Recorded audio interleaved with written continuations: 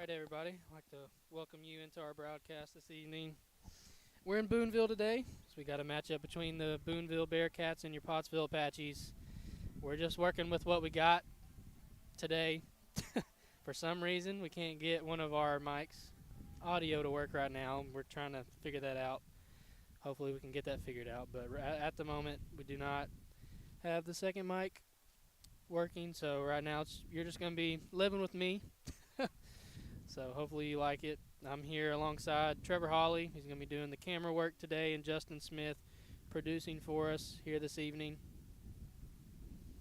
Pottsville coming off a loss yesterday against the Heber Springs Panthers. It was a close game. Got down early in the ball game, 4-0, and then they started making a comeback, but ended up losing that one 5-3. Made it close there at the end, but just not enough hitting. What it all boiled down to yesterday, but hopefully they can come out here and get a win against Booneville. We're going to take a quick break, and when we come back, we'll be ready for the start of the game.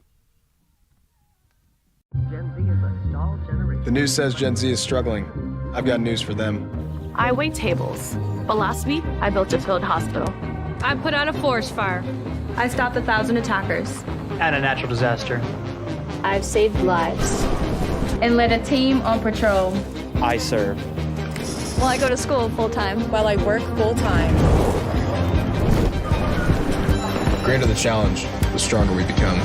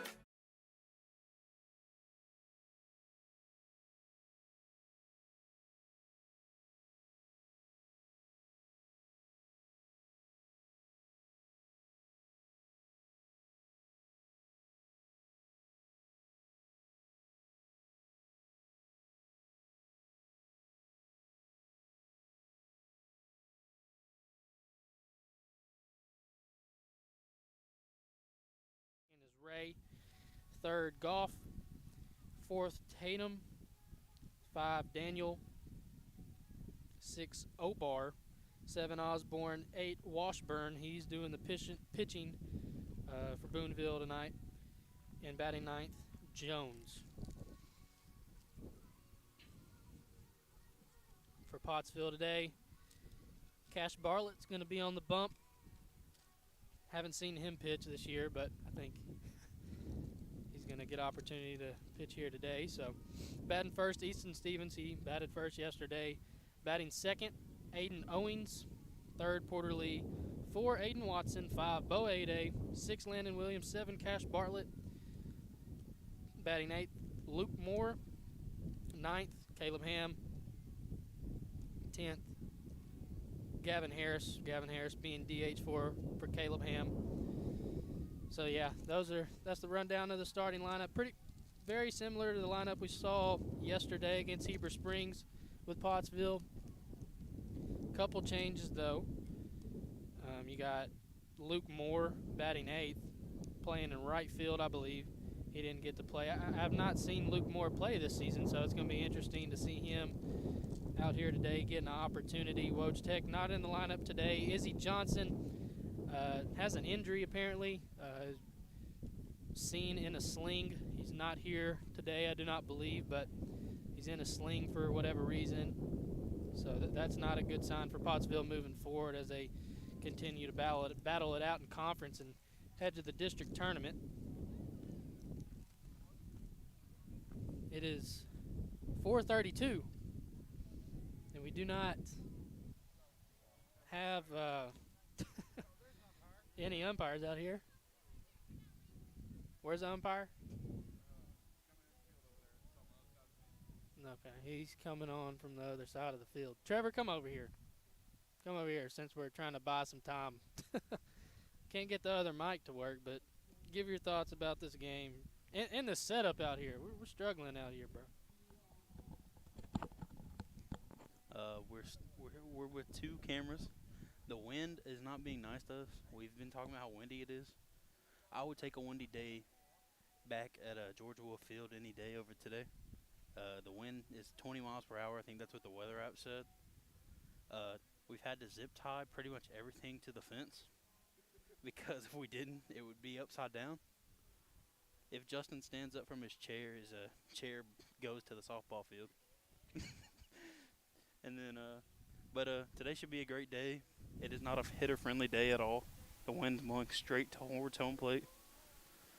So hopefully we can get a little blooper, maybe a couple bloopers.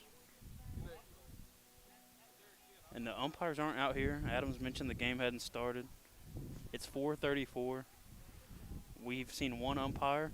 We don't know where he went. So I have no idea when this game's going to start. I'll give it back to Adam so he can relay some more information. Yeah, with the little information that I have, we're seeing another umpire come out here. So we got 2 umpires spotted out here. That's basically all we need. I don't really know exactly what the holdup is, but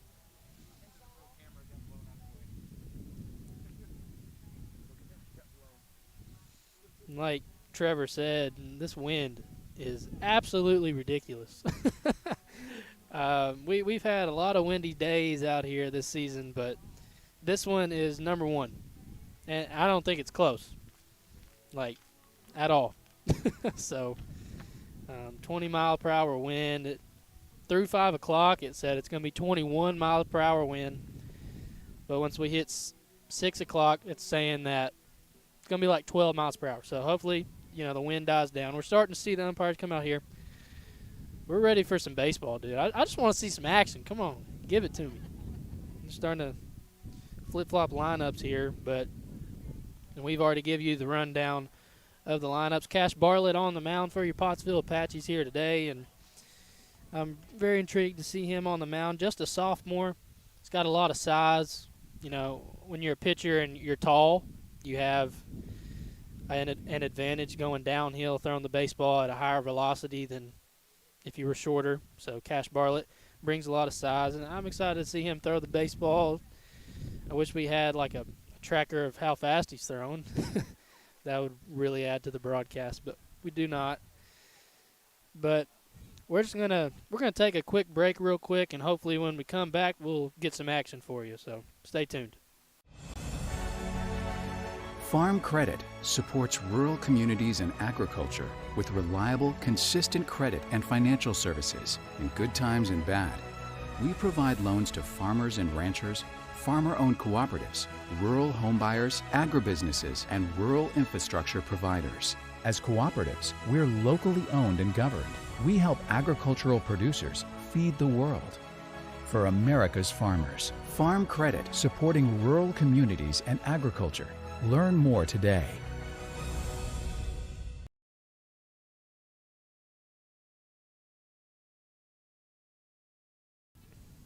About ready to start this ball game up.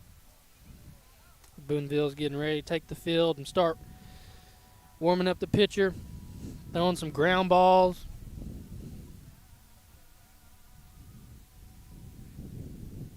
And I apologize that you're going to have to deal with only me right now. Hopefully that center field camera doesn't blow away by the wind. It can just stay there for us and give you a good broadcast. That's really all that matters, really, is just giving you guys a good visual. And hopefully we can talk well while the game's going on. But on the mound for Booneville, you got Washburn, Jay Washburn. I'm not even going to try to guess his first name. And if you're watching from Booneville, we apologize if we do not have the first names of your players, but we do have the last names, so strictly just last names. But leading off for Pottsville, Easton Stevens really starting to come on from the plate, starting to hit the ball really well.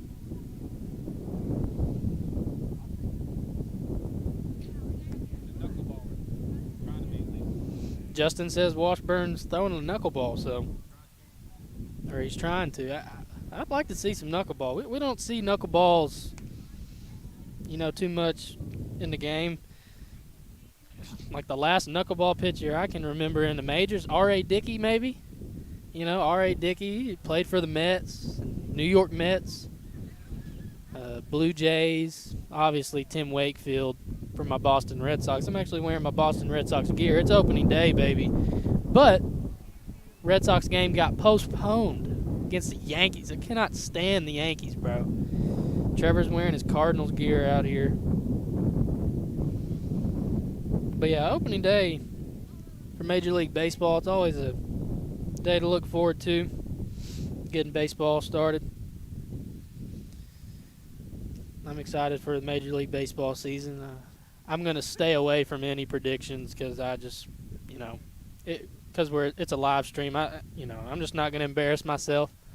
Like Nick Wright picking the Lakers to win the NBA championship. Obviously he has a show every single morning, and people can go back and just bum on him. But here we go with the first pitch from Washburn to Stevens. We got a fly ball, shallow left field, shortstop coming in, or left fielder coming in, shortstop going out. And it's going to be a base hit to start this ball game. First pitch swinging right there by Stevens. Great hit to start the game. Aiden Owens coming up to the dish now.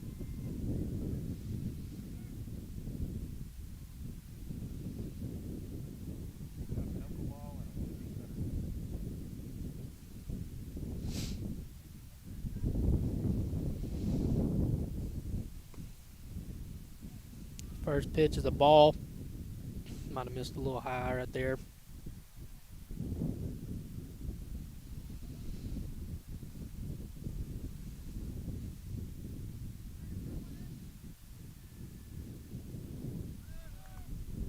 Got another high fastball, and Easton Stevens is going to steal. He's going to be safe right there. Not exactly. No, it's a foul ball. It hit off of Aiden Owens' handle. Ball was so far inside that ball hit off his handle. You don't really see that too often. Weird circumstance right there. But 1 ball and 1 strike on Aiden Owens. Normally when the ball's inside, you kind of want to move your body away so something like that doesn't happen. And hopefully the ball can hit you and you go to first base. But that last pitch down in the dirt. Good stop right there by your catcher. 21, Goff. Right there for Booneville. So 2 balls and 1 strike on Owens. Got a fly ball up in the air in the infield. Second baseman's going to come on. He's going to catch it. I'm sure the wind's going to play a factor here today, especially for the outfielders. Ball gets up in the air. The wind is not blowing out. It's blowing in. So we're probably going to see a lot of shallow fly balls, out the left, center, and right. Porterly coming to the plate now. Having a great season this year. Easton Stevens stealing second base. Close play. He's going to be out. It's a great throw right there from Goff. From catcher, just right on the money. All the fielder had to do was just catch and tag. I mean, that was just a beautiful throw by Goff right there in that situation. Pottsville, they've shown to be aggressive on the base pass this season. Right there, just a little bit too aggressive, I must say. But first pitch on Porter Lee was a strike, so no balls, 1 strike on Lee. Washburn out of the windup now. Got a fly ball up in the air to the first baseman. He's coming in on it. Oh, it makes a great play right there as the wind's just kind of blowing it in, but what a play. That was 35. Let's see, Obar, I believe. That's what we got right here, but Pottsville gets a runner on base, but gets thrown out at second. Nothing doing there in the top half of the first inning for Pottsville. We're headed to the bottom of the first with Booneville having their first at bat when we come back. There comes a time in all of our lives when we need the help of legal services. Well, let Leah Jacobs at Heirloom Legal at 425 North Church Street in Atkins be your go-to when you are needing assistance. If you're needing a will or a trust, maybe you're helping an elder parent with Medicaid issues, or planning on opening a brand new business, Maybe you have another legal need. Jacobs can help you plan your next step. That's Heirloom Legal, helping families build and protect their legacy through estate, elder, and business planning. Call 501-819-2553, and walk-ins are welcome. During the Great Depression, nothing came easy. But with just 5 cents, an old truck, and a load of hay, John Tyson and his family found a way to deliver quality chicken to other hardworking people. Today, Tyson continues to find new ways to help put a chicken in every pot. Because people deserve farm-raised chicken of the highest quality. At Tyson, we remain committed to this simple promise: to always keep it real, to always keep it Tyson.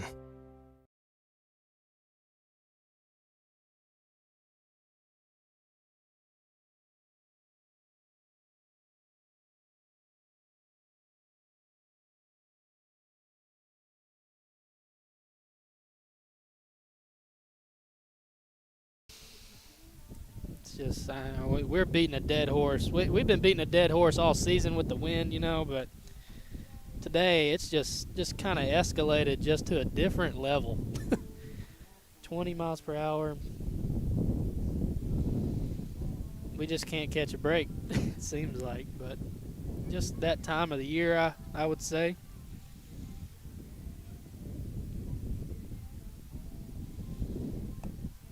Gavin Harris throwing it down, almost knocks Porter Lee in the face. He's just chilling right there. And we're doing this broadcast right beside his parents. So Porter Lee's dad, he was making sure that we weren't going to pick him up on the mic for him being too loud or rambunctious during the broadcast. But number 1, Herrera, leading off for the Bearcats. Looks to bunt. It's going to be a strike. That's what it looks like. Scoreboard had a ball on there, but tried to square around, pulled back, but is a strike indeed. So first pitch is a strike for Bartlett. Kind of looking to bunt there again, pulled back. 1 ball, 1 strike on Herrera.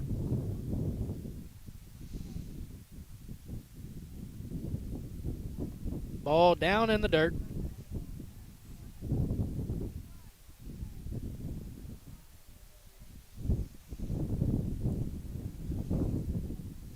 Got a dust storm in the infield right now. It's going to be a lot of dirt flying around here today. Got a hit by Herrera out to left field. Trying to backtrack his A-Day. Gets over his head. Herrera going to second base. So he gets a leadoff double to start this ball game. Me and Trevor on the way up here, we were kind of looking at, you know, Booneville's schedule and, you know, what they would look like. And Trevor was telling me that Booneville scores a lot of runs. So, you know, that's something to look forward to in this game. Booneville seems like a team that can hit the baseball pretty well.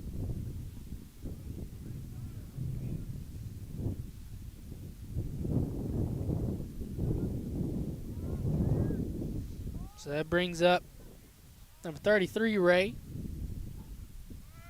Herrera going to third base. Even threatening to come home with that wild pitch, but Herrera showing a lot of speed out here. Really does look like a player for Booneville. Obviously, when you're the leadoff hitter and you're squaring around the bunt first couple of pitches, obviously you got some speed and pretty confident that you can make it to first base. So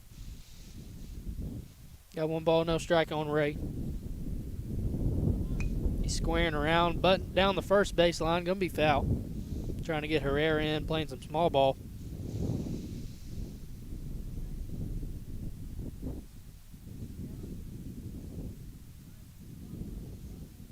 Definitely a good idea. Third base coach giving some signs to Ray.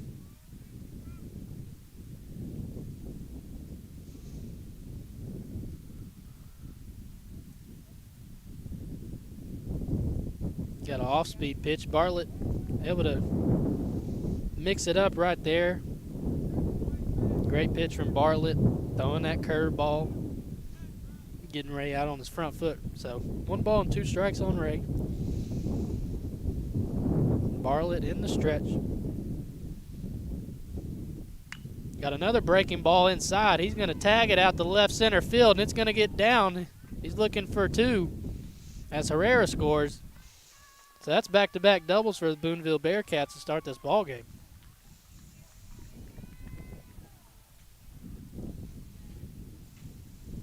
That's going to bring up Goff, the catcher for Booneville. He's got a lot of size, bulky, strong kid. Had a great play there in the top half of the first inning, throwing out Easton Stevens at second base.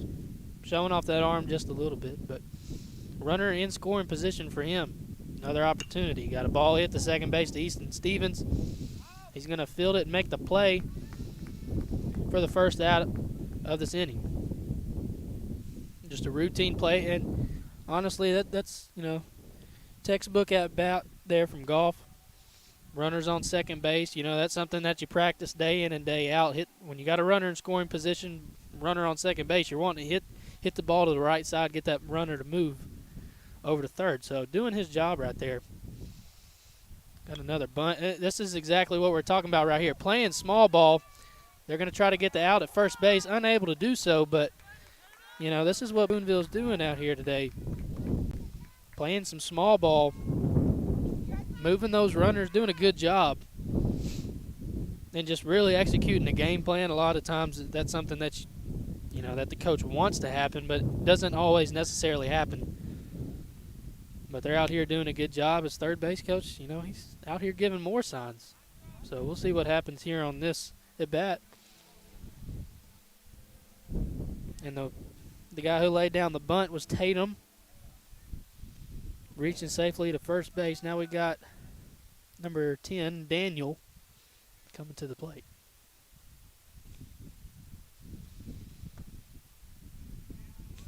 Ball just inside.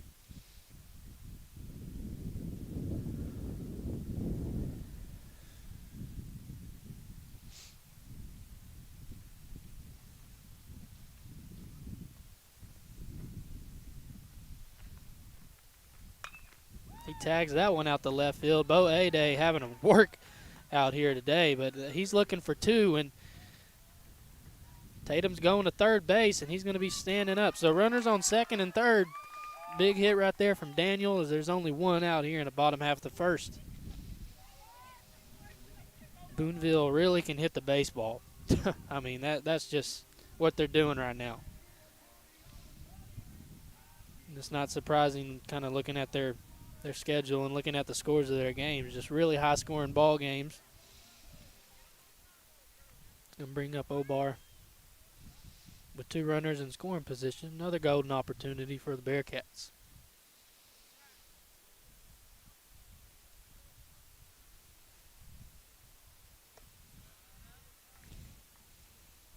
Ball's up. Up in his eyes for ball 1.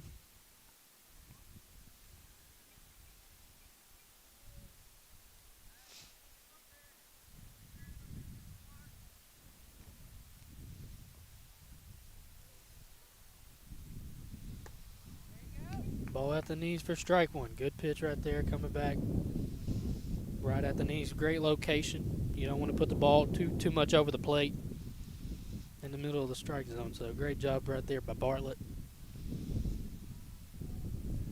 Strikeout would be much needed right now for the Apaches. Not another breaking ball. Started right at Obar, broke over the middle of the plate. Breaking ball's got a lot of movement for sure. He's utilizing that here in this game. 1 ball and 2 strikes on Obar.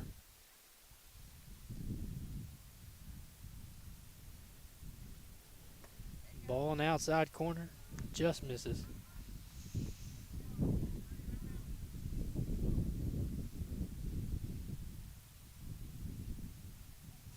Two balls, 2 strikes.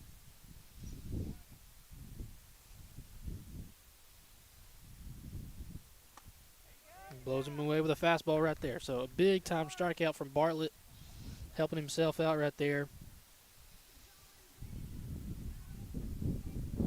See if he can get out of this jam right now. It's going to bring up number 20, Osborne, for Booneville.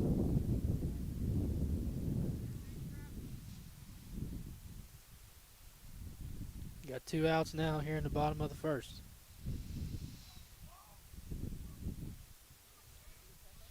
Got another breaking ball. Just left that one up a little high. And a good thing about, where we're doing the broadcast from today is we're kind of right behind the plate, so we're actually able to see, the movement of these balls instead of kind of being, on that first base line. Got a ground ball, hits the plate. Porter Lee trying to come in. Aiden Owens unable to handle it, and that's going to score a run. That's one of those tough plays. It's kind of in no man's land. Just a chopper. It would have been a tough play regardless, even if they fielded it clean. But that's going to bring in another run for Booneville as Washburn comes up to the plate. He's the pitcher for Booneville today. Had a pretty quick inning there in the top of the first. So runners on the corners now for Booneville, 2 outs. Ball down the middle for a strike.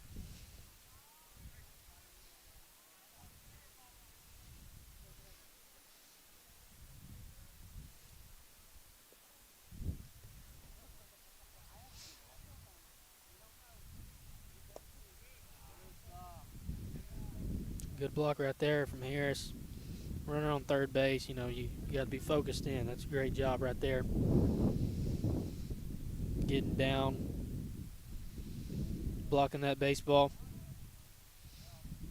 Runner is going, and Washburn's going to hit it in a hole right there between short and third with another base hit, and they're going to score another run. So that's 4 early runs for Booneville here in this game.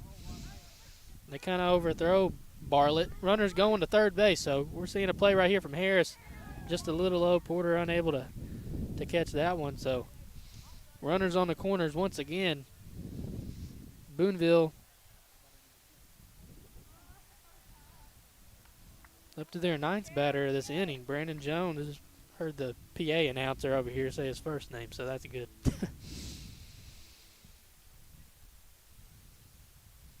Yeah, Booneville really coming out here swinging a bat.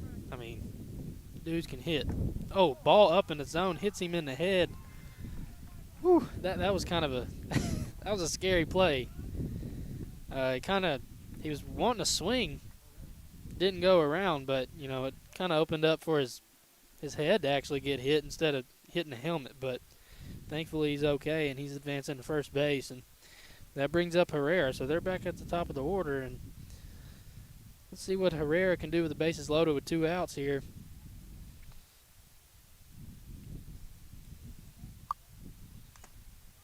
Got a foul ball. It's an umpire in the face masking. That's scary right there. I mean, that's happened to me quite a few times when I've umpired Little League Baseball in Whitehall. Obviously, those kids are not throwing the ball as hard as Cash Bartlett is throwing. So, it's definitely scary, but umpire's good. He's chatting it up with some of these Pottsville fans we got out here today. Traveling about an hour out here to support these kids. It's really cool to see. Got a breaking ball up in the eyes.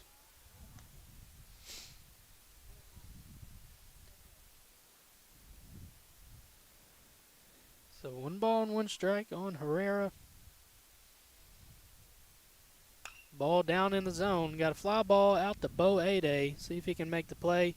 He does. So Pottsville finally able to get out of this inning, but Booneville scores 4 runs coming out, hitting the baseball really well. We'll be right back here in just a moment on Arkansas. Your family is your most prized possession. You want to take care of them. You want to give them the very best. And when it comes to choosing a pharmacy, you'll want someone who knows your name and understands both you and your way of life. At Rose Drug, they will take care of your family just like you were their own. They'll be someone that you can trust with the ones that you love the most. That's Rose Drug in Russellville. Call 968-1323 today.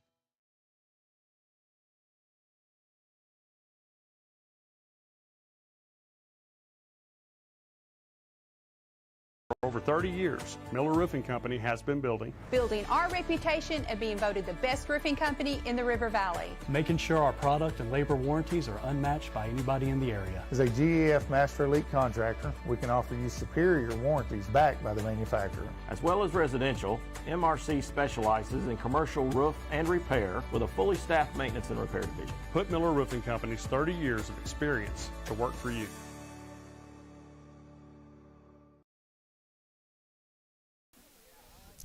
Back here at Booneville. Booneville coming out hitting the baseball really well, scoring 4 runs there in that first inning.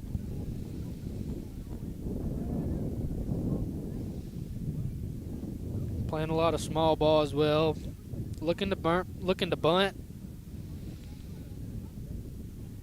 Also in that inning, that brought home a run as well. You got Aiden Watson leading off the inning now for Pottsville. Washburn still on the mound for Booneville.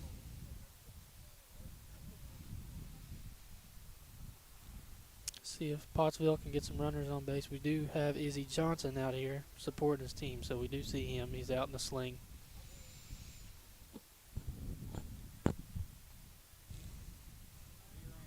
Might try to get him over here and talk to him maybe, but we do only have one mic. So it kind of creates difficulties. Nice breaking ball right there for Washburn. Breaking it off over the inside corner.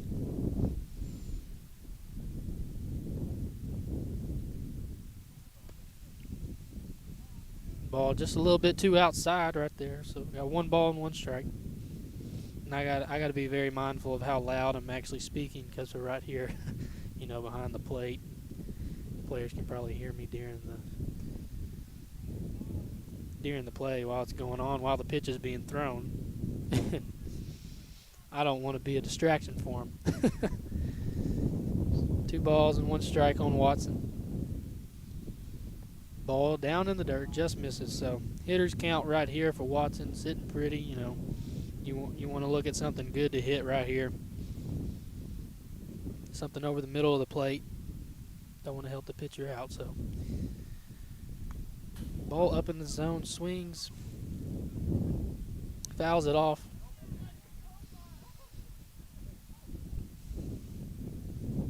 Got some parents out here kind of behind home plate where that ball got fouled off. And they're flinching. I'm telling you, if the ball got fouled off right here, I'd definitely flinch. I flinch at everything. Doesn't matter. I don't understand why I do that, but I do. Here comes a pitch just outside. So Aiden Watson is going to walk to first base. Leadoff walk brings up Bo Ade.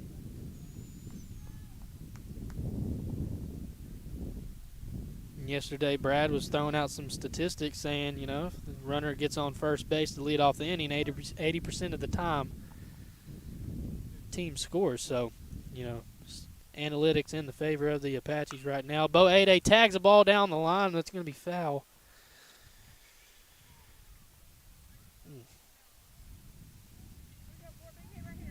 Man, those are very annoying. When you hit the ball down the line right there and it's foul. Been there many times. You got to stay locked in right here on these next couple pitches, though. Breaking ball breaks in for a strike, so right over the inside corner.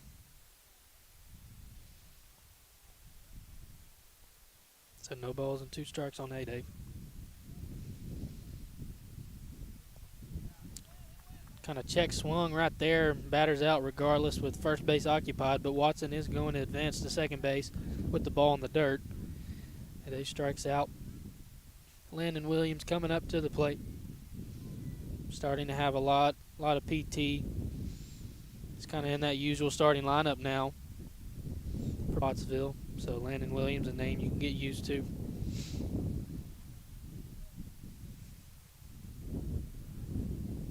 Got Washburn in the stretch. Coming set. Here comes the pitch on Williams. Got a line drive right to the second baseman. He's going to make the play and throw it to shortstop for out number 3 and end the inning. That's just, you know, you can't really do much if you're Watson out there on second base tell you to freeze, but just not enough. So they double up Watson right there. Good hit by Landon Williams right at the batter. So Pottsville unable to score, any runs. We're headed to the bottom of the second inning for Booneville to see if they can extend this lead when we come back. Gen Z is a stall generation. The news says Gen Z is struggling.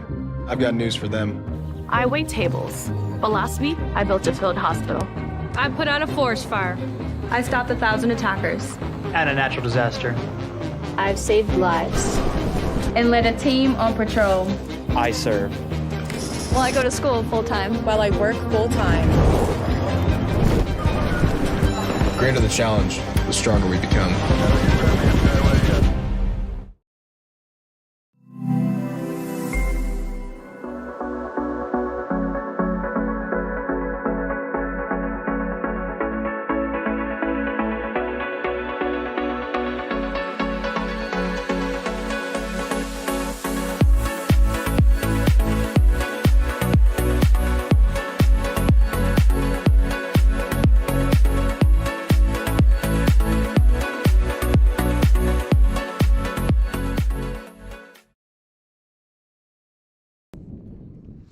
Back here at Booneville, Pottsville unable to add any runs there, get on the scoreboard. Still 4-0 Booneville as we're in the bottom of the second inning. Cash Bartlett still on the mound for your Apaches. You got Ray leading off the inning for Booneville. They've already went through the the whole lineup already. We're in the second inning. Saw 10 plate appearances and 2 plate appearances from Herrera in that first inning. As they batted around, we got a nice little T-ball game going on behind us right here. Some softball. Kids out here trying to learn some fundamentals. I wish I could go back to those days. That's when I was a stud. I was a stud on the T-ball field. Just kidding. First pitch from Bartlett, start this inning just a little outside for ball number 1.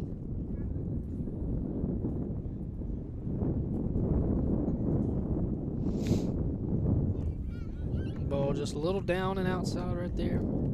2 balls, no strikes on Ray. It's been a really tough start to the game for Pottsville. Not the kind of start they were really looking for. Ball down in the zone. He calls a strike though. Ray's kind of giving him a look. Huh? Trevor's like, wow. I'm not gonna say much for right here. You know, behind the plate, this wind is just non-stop. Ray's going to fly one out to center field. Got Landon Williams out there trying to get underneath it. Makes the play. Wind is just not backing down. Don't know what to do. I should have put on more clothing out here. I did see that it was going to be 59 degrees, 60 degrees. I brought a hoodie. But it's just... looks like the camera in center field's shaking. Shaking like a mug out there. Can't really do much about that. We don't have enough people to go out there and just keep it still, but we're just doing our best. And Goff, the catcher, kind of, it looked like the ball might have tagged him, you know, on the shoulder. I think that's what the umpires are discussing. The first pitch was really inside.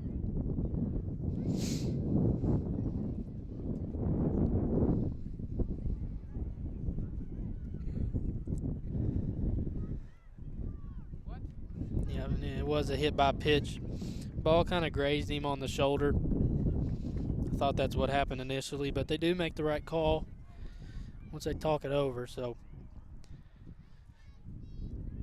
Coach Falls wanted to come out here and talk to them. Just wants an explanation. Stuff like that happens all the time where calls get reversed.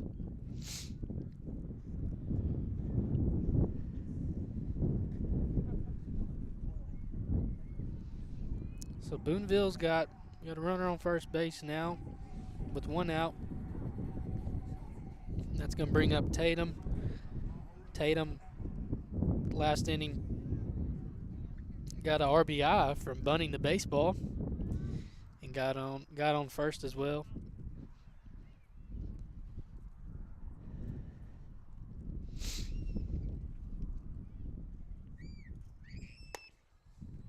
Ball down and in for ball number 1. It's pretty cool to see the bat actually matching the uniforms as well with the color. Got a purple bat, purple uniforms. He's squaring around a bunt, and then Bartlett just balked. Just kind of got him out of sorts. You know, Goff stealing from first base. He was stealing before Bartlett was had his leg up in the air ready to deliver the baseball, so just kind of got him a little bit out of sorts.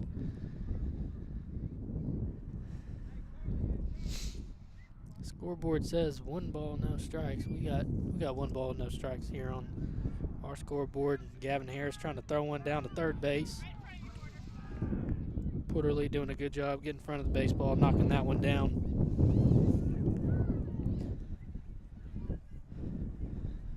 So Booneville with a runner on third base with 1 out. Got a 2-0 count.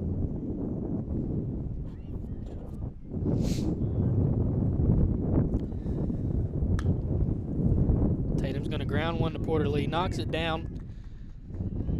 No throw to first base, just a tough play over there, but Booneville scores a run. As Tatum gets another RBI on this game. It's already 2 RBIs for him. First inning, bunting a baseball. This inning, just putting the ball in play. That's what you want when you got runners on base. You want to put the ball in play and see what happens. Brings up Daniel here. Ball down in the zone for ball number 1.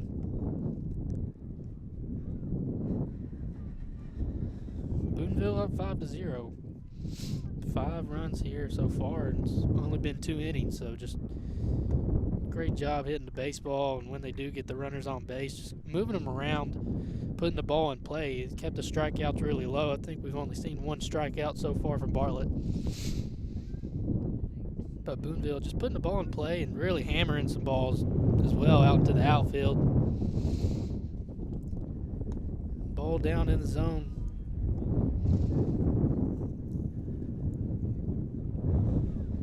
Brings up 3 balls and no strikes.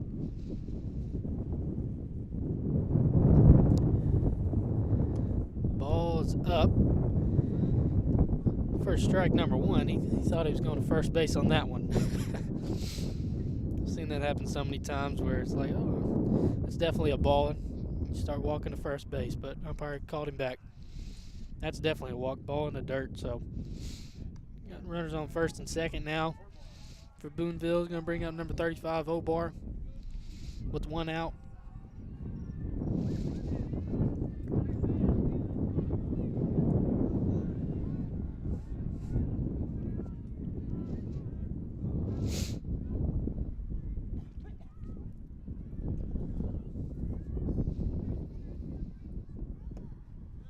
Ball at the knees for strike 1. It's a good pitch right there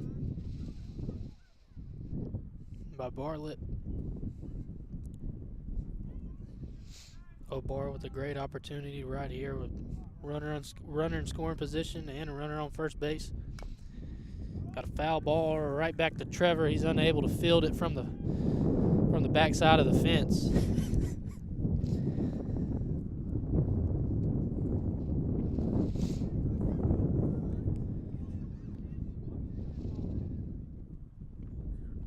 Two strikes on Obar. See if Bartlett can get the punch out here. It's really, really needing one.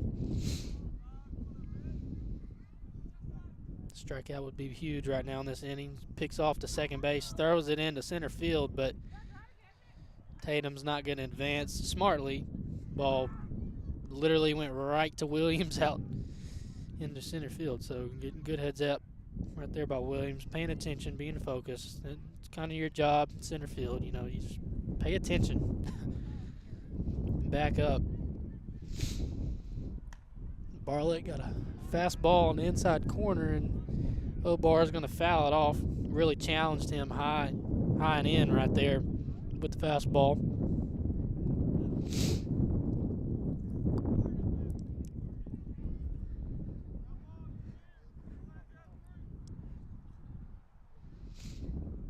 Bartlett coming set in the stretch.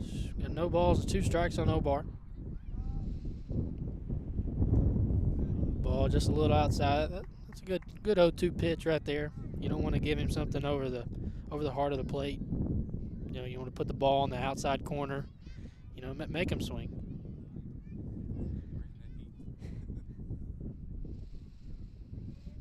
So 1 ball and 2 strikes on Obar. Ball down and inside, just a little too far in right there. So 2 balls, 2 strikes, 1 out.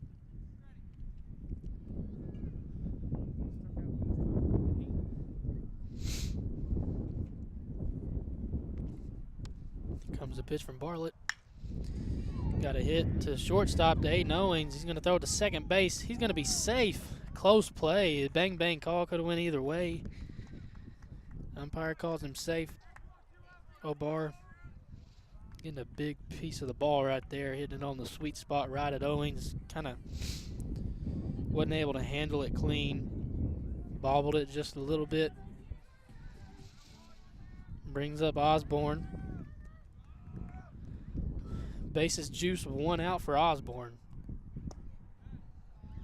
Ball down and away. You know, that play right there, that's ground ball. Those are plays that you want back.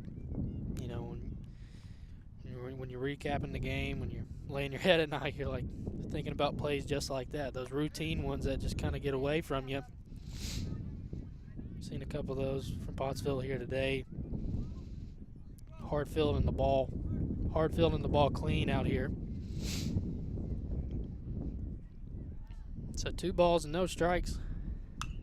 Got a fly ball out to right, shallow right field. It's going to be foul, though.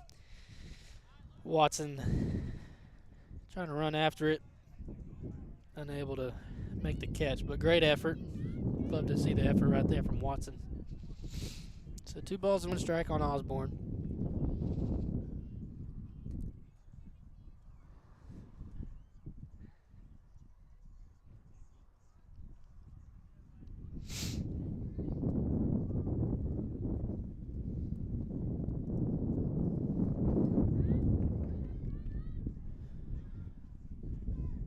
Having a little delay right here of the game. Watson grabbing his knee. Wanting to make sure he's all right. Trying to dive out there for that baseball. Watson, he's done a good job at behind the plate this season with Harris, you know, recovering from Tommy John. Ball really inside, fouls that one away, but really challenged him high and in right there. He swung away, kind of opened up his body to it. Ball's really inside. It's when you want to turn around and kind of put your back to it, maybe get hit by the ball. But 2 balls, 2 strikes. Challenges him high and inside again, but gets the punch out this time. Great pitch from Bartlett.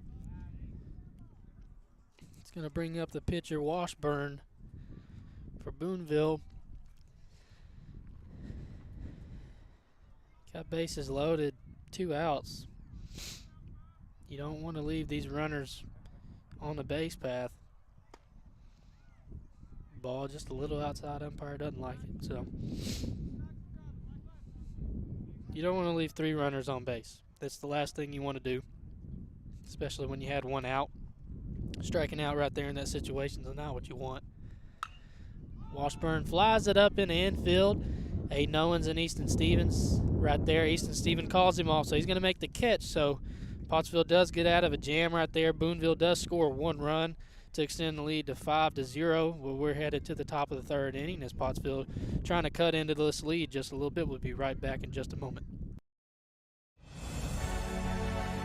Farm Credit supports rural communities and agriculture with reliable, consistent credit and financial services in good times and bad. We provide loans to farmers and ranchers, farmer-owned cooperatives, rural homebuyers, agribusinesses, and rural infrastructure providers. As cooperatives, we're locally owned and governed. We help agricultural producers feed the world. For America's farmers, Farm Credit, supporting rural communities and agriculture. Learn more today.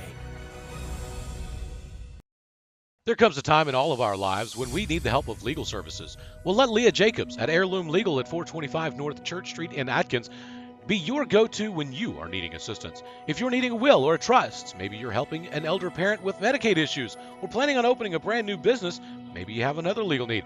Jacobs can help you plan your next step. That's Heirloom Legal, helping families build and protect their legacy through estate, elder, and business planning. Call 501-819-2553, and walk-ins are welcome.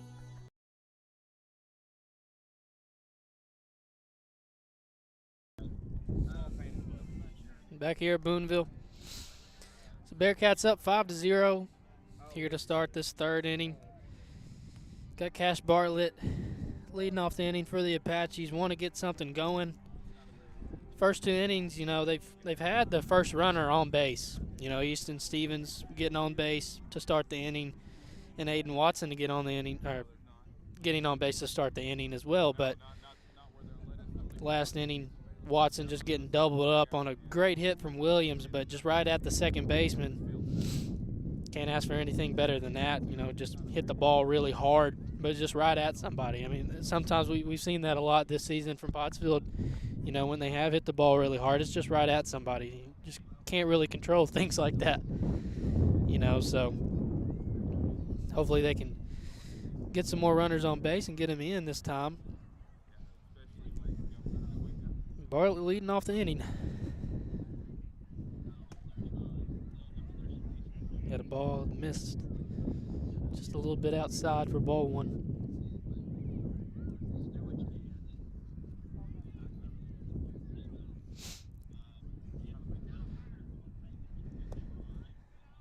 Ball down in the dirt. So 2 balls, no strikes on Bartlett.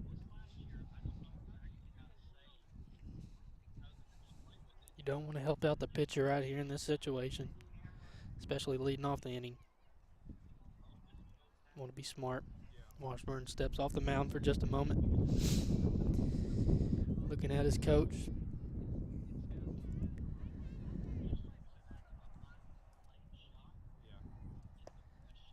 Ball outside. Great, good eye right there from Bartlett. So three balls, no strikes.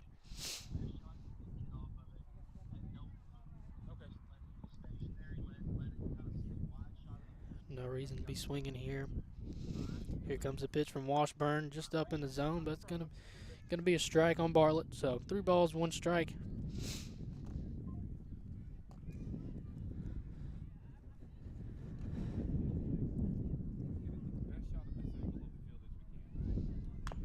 Got a breaking ball. Bartlett swings at it, fouls it off. Luke Moore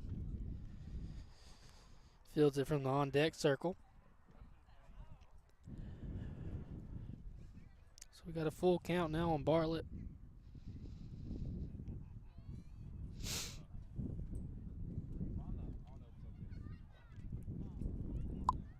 Ball up in the zone. Good out right there by Bartlett. He's going to reach base. And that's 3 innings in a row. Pottsville's getting a leadoff runner on first base. You want to see them capitalize here in this inning. They desperately need to, especially the way Booneville's hitting the baseball. Got Cooper Duval. I want to say Cole. It's his brother. Cooper Duval coming in a courtesy run for Cash Bartlett. Got Luke Moore stepping up to the plate now. Haven't really seen him in the lineup this season, so very curious to see what he brings to the table. And he hits the ball in that gap right there. Shortstop trying to make a play. I believe that's Herrera.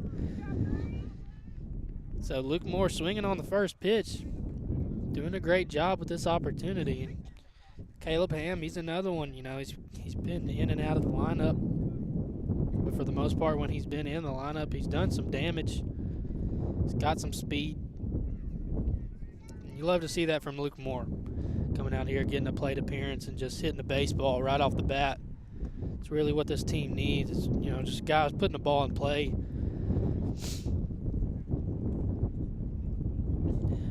It's got a potential to be a big inning right here. We got runners on first and second to start, so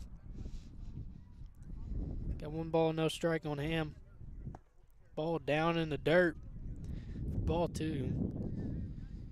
Washburn's struggling with his command just a little bit here in this inning. You don't want to.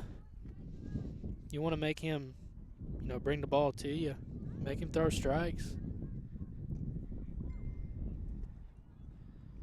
Got a mound visit, trying to calm him down just a little bit. It's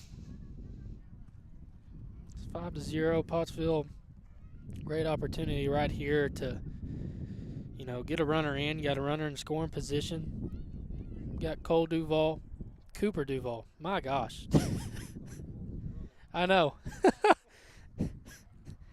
I'm sorry. I keep saying Cole instead of Cooper. I apologize. Poor Lee's dad's over here correcting me. I'm like, yeah, I'm doing wrong. So, Cooper has a lot of speed. That's what I was trying to say. Cooper has had some speed out there at second base. Only a sophomore.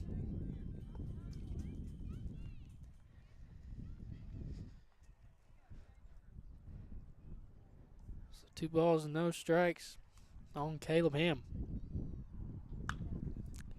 He's going to foul that one off right behind us. Lands on the other ball field. Kids out here playing baseball. Don't want one of them to get hurt. They do have some netting, blocking off the stands. It's really protecting everybody out here. But once the ball goes on the other fields, they're not protected. But 3 balls and 1 strike on Ham now as he watches that one. Got Easton Stevens on deck. He's going to bring up the top of the order after him. So if Ham can reach base right here, you're looking really pretty right now in this inning. Got a hit out by Caleb Ham. Oh, second baseman makes another play. They're going to double him up. No. But hits the ball right to second base. Makes a great play right there. That was number 33, Ray, showing the hops right there.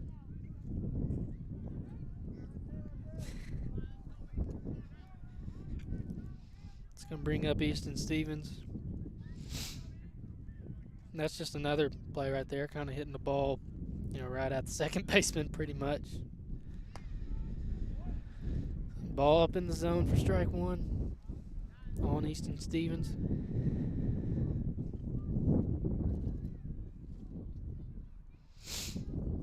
Runners on first and second.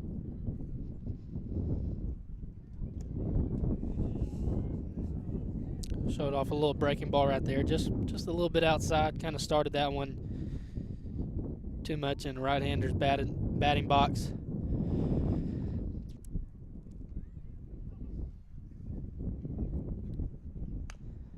Stevens fights that one. That's kind of in no man's land, and everybody's going to be safe. So he kind of hit that one off the cap.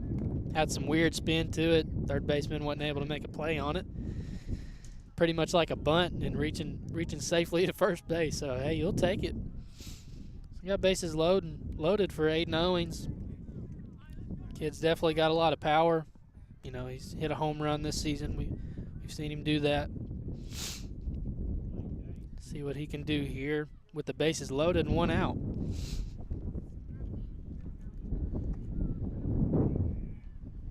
Looks at that one for ball 1.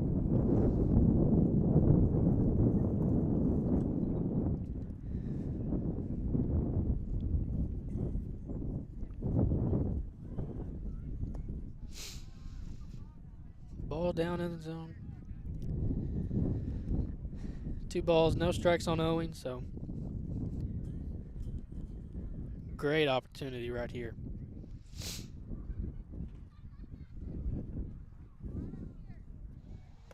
Ball just a little bit too inside, so 3 balls, no strikes. Not looking to swing on this pitch, especially with runners on first, second, and third. Washburn's got to bring it. Here comes the pitch. That one's high, so it's gonna walk in a run. Pottsville is going to get on the scoreboard.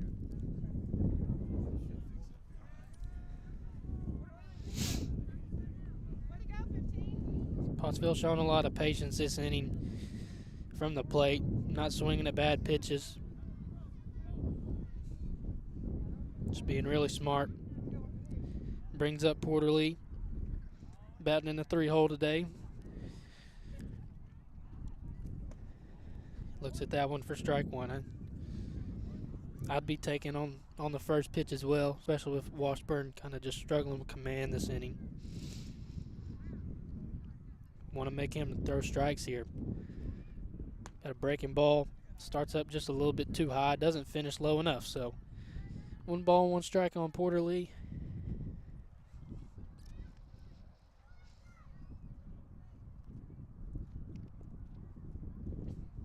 He can do damage right here. So here comes the pitch.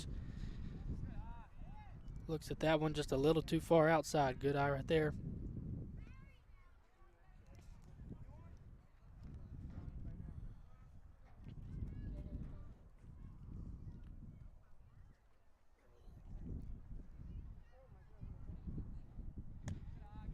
Ball up in the zone. So three balls and 1 strikes.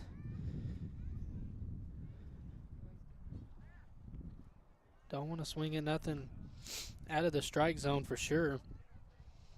Pottsville trying to cut into this lead just a little bit. We're down 5-0. Here comes the pitch. Ball just a little outside, I believe. So, hey, back-to-back walks right there, and it's going to bring in another run as Luke Moore scores, and Aiden Watson coming up to the plate now, bases loaded, down 5-2. This is that inning, you know, that they were looking for. And they're capitalizing on it. And you only got 1 out, so huge opportunity. Ball down in the dirt. You know, I'd just be sitting on every pitch, not swinging until he throws a strike, pretty much. We got Trevor over here producing now, Justin working the camera, trying to focus in on that camera. Watson swings at one up in the zone, fouls it off.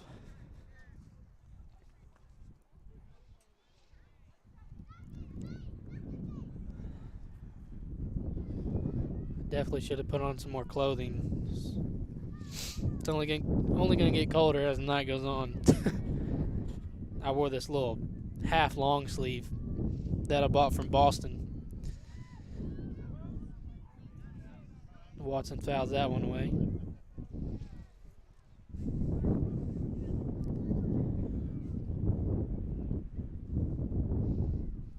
So 1 ball and 2 strike now on Aiden Watson. Got to protect right here. Washburn trying to work out of this jam. Here it comes. Got a breaking ball. Watson tags it. Third baseman gets it, tags third base, trying to get the double play. Doesn't do so, and Watson's going to be safe at first, but does score a run. Watson and Porter Lee advance into second and third base, so good job by Aiden Watson. Putting a bat on the ball, getting a runner in. Easton Stevens scores right there, so it's going to bring up Bo Ade with 2 runners in scoring position, down 5-3.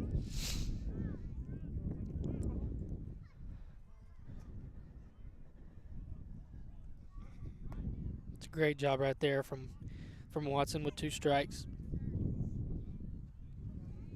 Putting the ball on the ground, you know, not hitting the fly ball. Unless you hit a fly ball out to the outfield, get a sacrifice fly. First pitch is a ball on 8-8.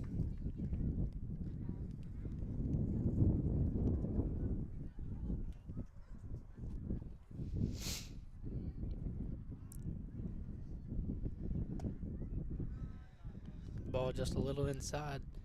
2 balls, no strikes on Bo Ade. Runners on second and third.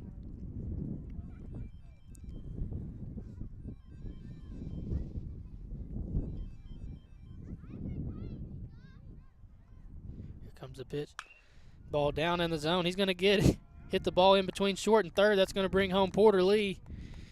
Bo Ade with a 2-out RBI single right there. Pottsville scored 4 runs here in this inning, battling back 5-4, just cutting into that lead more and more. Got runners on the corners for Landon Williams, who had a really good hit last inning. Hit the ball right at second baseman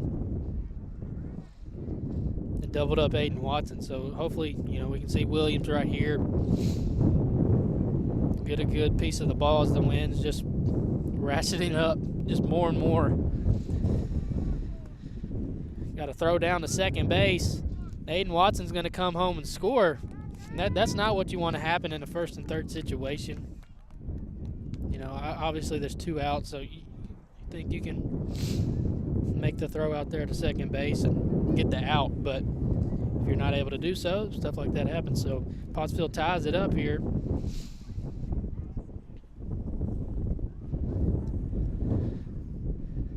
Landon Williams gets a piece of it. It's going to be into shallow right field. Right fielder's coming on. It's going to drop. That's going to score Bo Ade. So, hey, 6-run third inning right here for Pottsville. Just what the doctor ordered.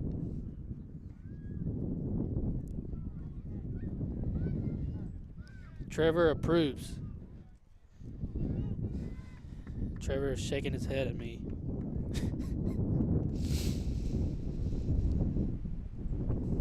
Good job right there. Landon Williams with 2 outs. Getting that RBI. Let's see if they're aggressive with Williams over there at first base. Maybe trying to steal. Ruff has thrown somebody out already in this game. Threw out Easton Stevens at second base. Bartlett gets a piece of it. It's going down the third base line, and he's going to try to catch it when it's fair. When it's foul. Good job right there from Tatum. Just kind of waiting on the ball to roll past the chalk. Smart play.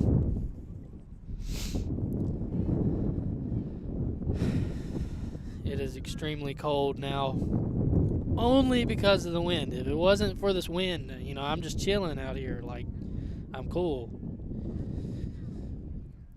Michael Perry, he told me, he's like, bro, you should have wore some more clothing out here. I was like, yeah, I should have.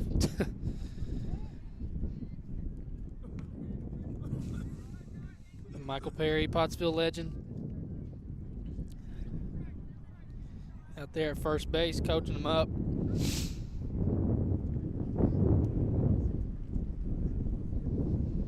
Got 1 ball and 2 strikes on Bartlett. We got a breaking ball.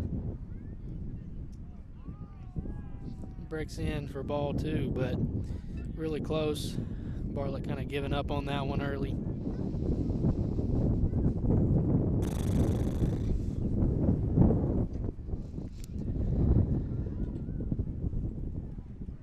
Landon Williams does advance to second base. So runner in scoring position for Bartlett as he hits one in between the hole, short and third. Left fielder misses it. Misplays it right there, so Landon Williams is going to come home and score, and Cash Bartlett advances to second base. Got a big inning right now for Pottsville. 7 runs here in the third, just big time. And doing a lot of it, scoring a lot of these runs with 2 outs. Getting clutch hits.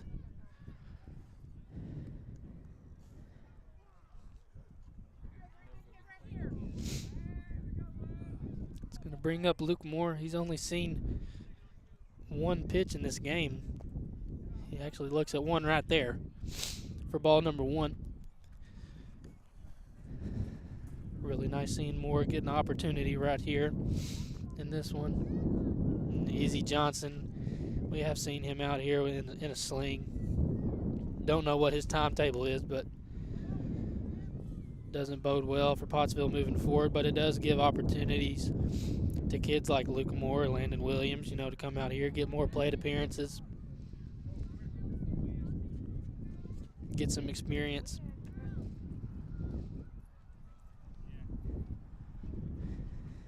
Got 1 ball and 1 strike. Caleb Ham on deck. We have batted around in this inning. Got a breaking ball, breaks over the middle of the plate. Actually breaks it to the outside. It's not a strike. It's going to be a ball. So 2 balls and 1 strike on Moore.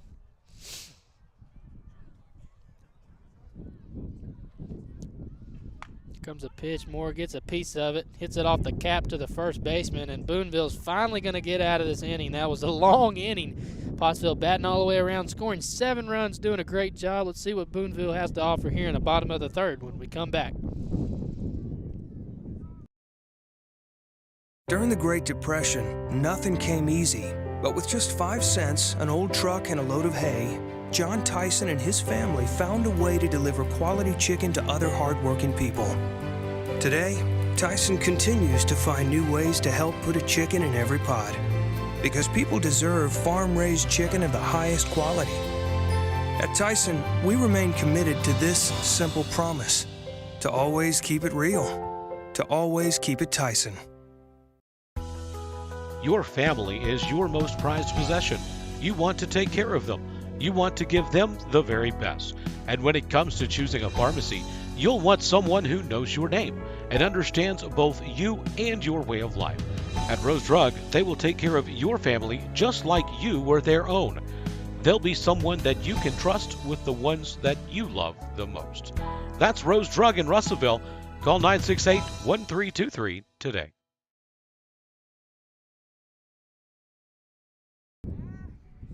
Back here at Booneville, Cash Bartlett still on the mound for Pottsville. He might be a little rusty now. Super long inning there. Super long half inning. Top of the 3rd, Pottsville scoring 7 runs to take the lead. We got number 6, Brandon Jones, leading off the inning for Booneville.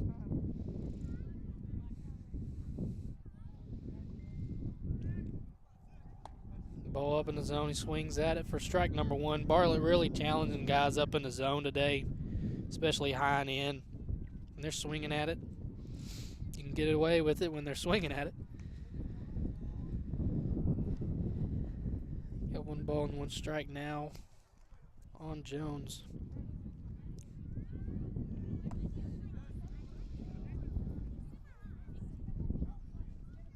Had a check swing. First base umpire says he did not go.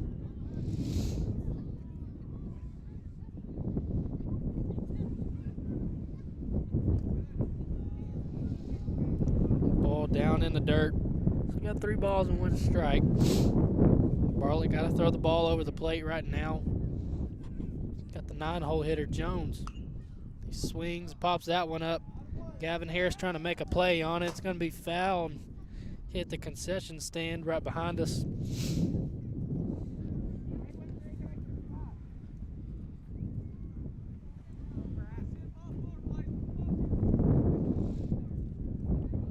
So we got a full count now on Brandon Jones.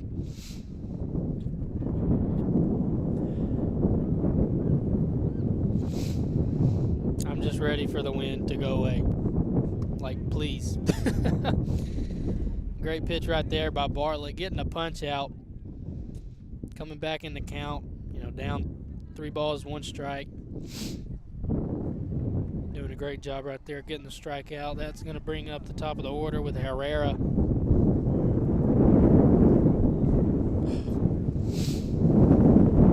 Oh, boy. Oh, my goodness. Oh. I'm sorry for everybody watching and listening to me. It's just, whew. Yeah, it's brutal. That's one description for Herrera. He's going to bunt one. Bartlett trying to make the play. He is going to make the play and get the out. Just great job by Bartlett right there. Showing some athleticism off the mound. PFPs, baby. That's what it is. Pitcher fielding practice right there. That's what the pitchers practice on all the time. Throwing the baseball. And pitchers have to make plays. Bartlett doing a fantastic job right there. Got a hit out the shortstop. Owens trying to make the play. He does. That was number 33, Ray. Pottsville able to get out of this inning really fast. Bartlett doing a great job. We're headed to the top of the 4th inning. Let's see if Pottsville can add on to this lead.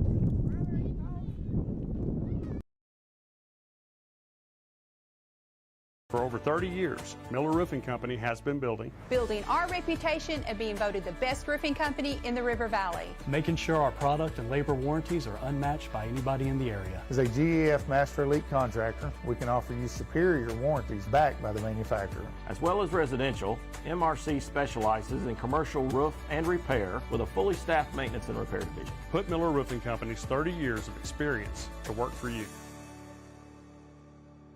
Gen Z is a stalled generation. The news says Gen Z is struggling. I've got news for them. I wait tables, but last week I built a field hospital.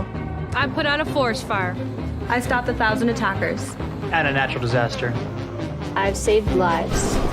And led a team on patrol. I serve. Well, I go to school full time. While I work full time. The greater the challenge, the stronger we become.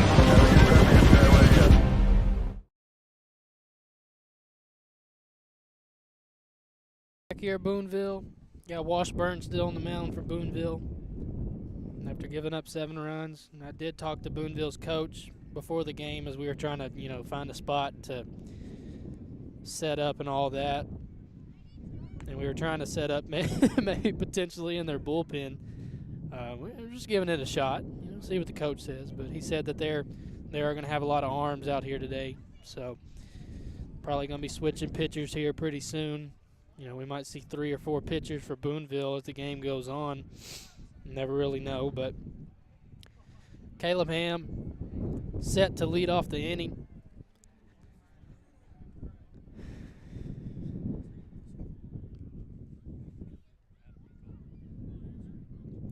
Trevor just asked if I was cold. Boy, you know that answer. Yes. Oh. It's chilly, bro. It's really only because of the wind. I mean, it's like 60 degrees out here. First pitch to Ham. He's going to foul it off right over us.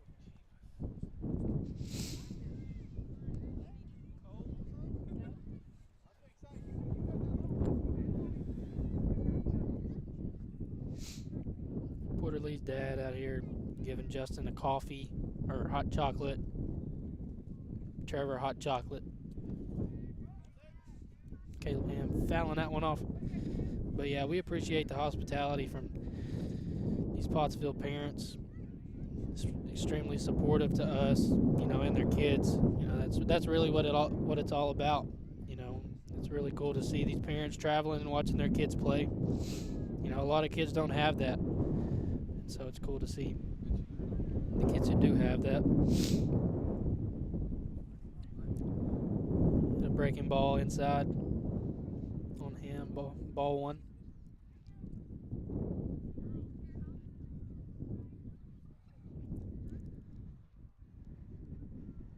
Another breaking ball just misses on the inside corner. So 2 balls and 2 strikes to Ham.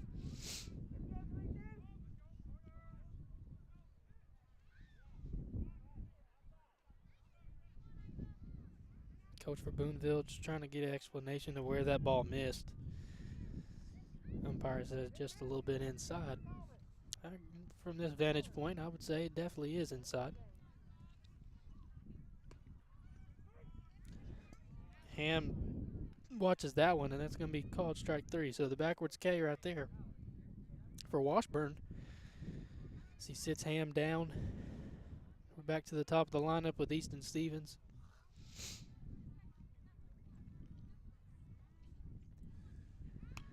Easton swinging on the first pitch, fouls that one off over the concession stand. And we've seen Easton Stevens just consistently improve over the course of this season, hitting the baseball extremely well. We mentioned, his brother on the broadcast a lot of times, how great of a player he is. But, Easton, he's also a good player too. So, breaking ball in the outside corner. But yeah, Easton, he can play some ball too. Done a great job over there at second base. He played a really clean over there. Hasn't made really many errors. Maybe seen 2 or 3 maybe from him this entire season. He fouls that one over the first baseline, but for the most part, done a great job at second base.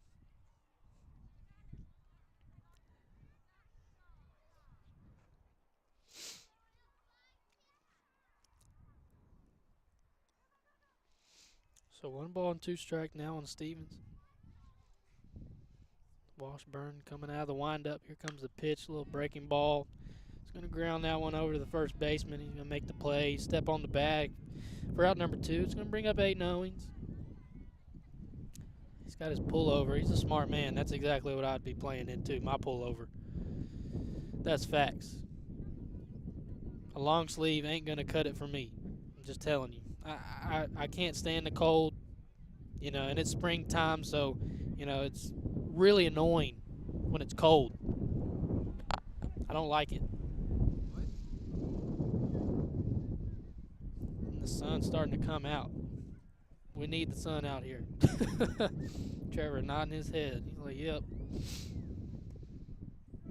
It is April. Tired of it. 1 ball and 1 strike on Owings.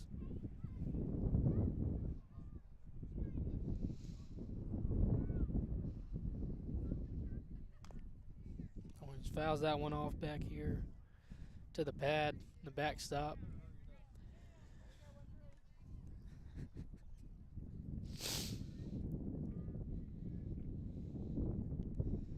One ball and 2 strike now on Aiden Owings.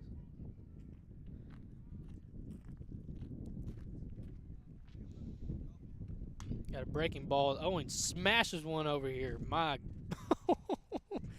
he destroyed that baseball, but it's foul, unfortunately for him. My goodness. I mean, just roped that one foul over here by the dugout. It's one of the hardest hit balls I've seen all season. Dude's got some power. Swings at that one down and in. Fouls that one off. We really have seen some hard hit balls from Owens this season. Obviously the home run and even the pitch before that home run, you know, he hit one really far out into left field. It was foul. And it was a good thing that it was foul because the next pitch just hammered one out to left center for a homer.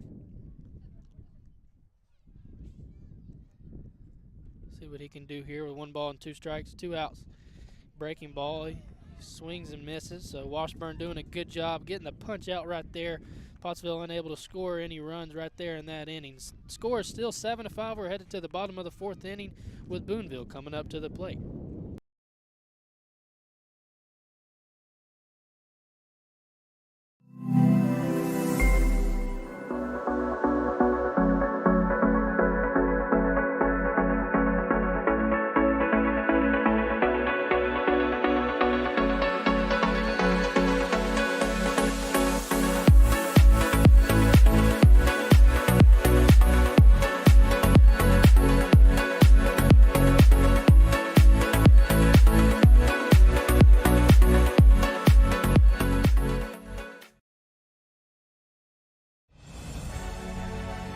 Farm Credit supports rural communities and agriculture with reliable, consistent credit and financial services in good times and bad. We provide loans to farmers and ranchers, farmer-owned cooperatives, rural homebuyers, agribusinesses, and rural infrastructure providers. As cooperatives, we're locally owned and governed. We help agricultural producers feed the world. For America's farmers, Farm Credit supporting rural communities and agriculture. Learn more today.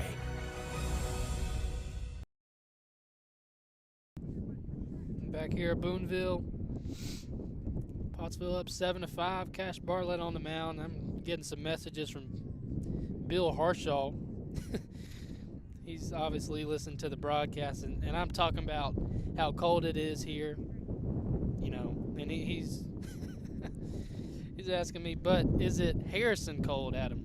No, it's not Harrison cold. We did a broadcast, our first broadcast of the season, over there at Harrison. We traveled over there. Pottsville played them, and it was like 28 degrees. We were just miserable. But yeah, I mean, this does not match what Harrison was at all. So there's that. Just the wind is absolutely ridiculous. 20 miles per hour. Got a hard hit ball out to right field by Goff.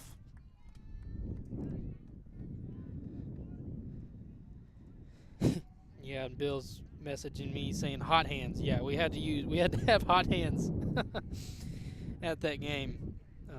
Especially as a producer, you know, you have your hands out all the time. You have to tap the buttons, you know, on the laptop. So that's what Bill normally does. I mean, you could wear gloves. I had to have Brad go to Walmart during the middle of the game. It was rough, man. Goff still second base. Tatum at the dish now. But yeah, we're not to the point out here today where we need hot hands at all. Thankfully.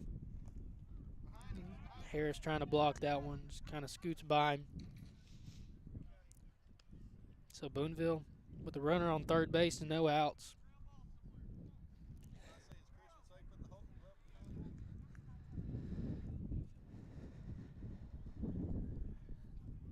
Tatum with a good opportunity right here to make something happen. 2 balls, no strikes. Here comes the pitch. Ball up in the zone for ball 3. So 3-0 count on Tatum.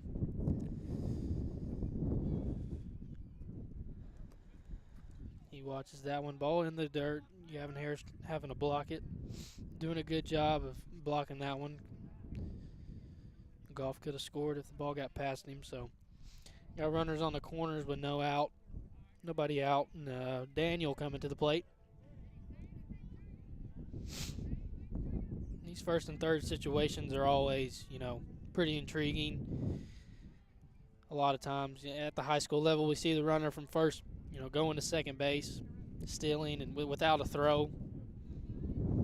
Sometimes, you know, the coaches are very confident in their catcher, you know, to make that throw over to second base and get that out.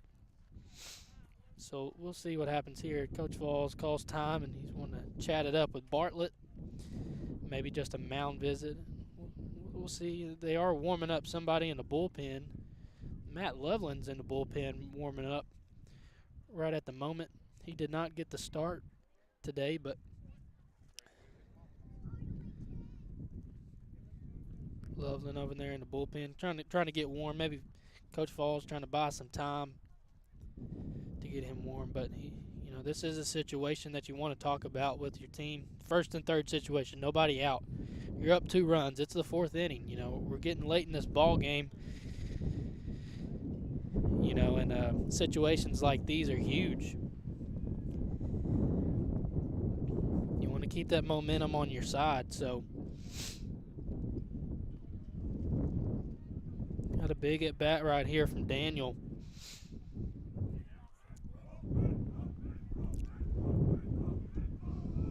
Squares around. Harris trying to block it, but just isn't able to do it. Kind of hits off his shin guard and scoots over to the fence. So Booneville's able to score a run right there. Bartlett struggling with his command right now. Probably going to see a pitching change this inning, or if not this inning, definitely the next inning with Loveland warming up in the bullpen over there. So, got a runner in scoring position for Daniel. Got a hard hit ball out to left field. Daniel smokes it over Boede's head. He's had his work cut out for him in this game, and runner's gonna come home. He was trying to tag, but he's gonna stand up going into home. So Booneville able to tie up this ball game. Daniel with the huge hit right there for the Bearcats.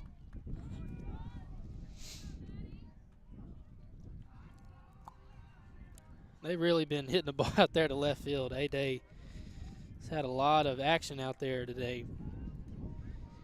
Bartlett kind of left that one up in the zone, and Daniel just hammered it. Took a big hack right there.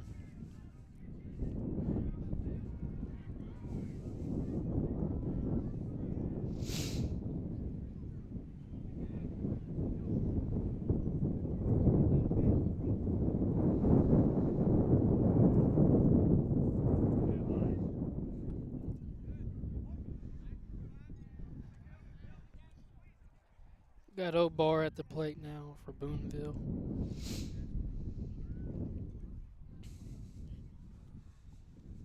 Bartlett throws the first pitch for a strike.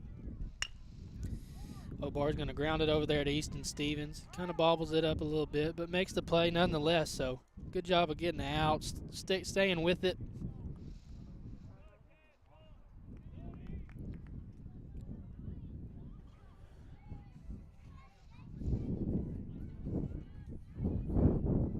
So finally get the first out of the inning for Pottsville. So you got a runner on third. Score 7-7, so see if Booneville can get this runner in and take the lead. Got number 20, Osborne, at the dish for the Bearcats. And Booneville has done a really good job in this game when they've had runners in scoring position. He's squaring around right there, pulls back. But they've done a good job getting those runners in, putting the ball in play, putting the ball on the ground. Seems like a really well-coached team. Even doing some small ball. All right there, trying to bunt. That's probably not the pitch that you want to bunt at. Really kind of in the dirt. You want to pull back right there, but guarantee you won't be seeing a bunt right here with 2 strikes. Obviously, with 2 strikes, you can try to bunt, and it goes foul. It's a strikeout. So he's swinging away, he fouls it off. Right underneath that one. So 1 ball and 2 strikes on Osborne.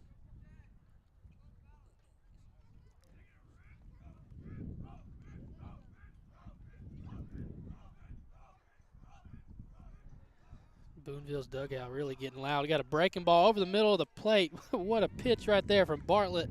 So he gets the strikeout. That was a big pitch right there. Runner on third, 1 out. And you get the punch out, and Booneville unable to put the ball in play. It's a play that you could look at later and just see how big it was. So we got Washburn coming to the plate now with 2 outs. Ball down in the zone, just misses. And hey, Bartlett might be able to get out of this inning. No more runs attached. Booneville coming out here, hitting the baseball really well. Ball in outside corner. 2 balls, no strikes on Washburn. He's going to be very patient right here. He's going to be swinging at something good right here. Ball inside, almost hits him. So got a 3-0 count now on Washburn.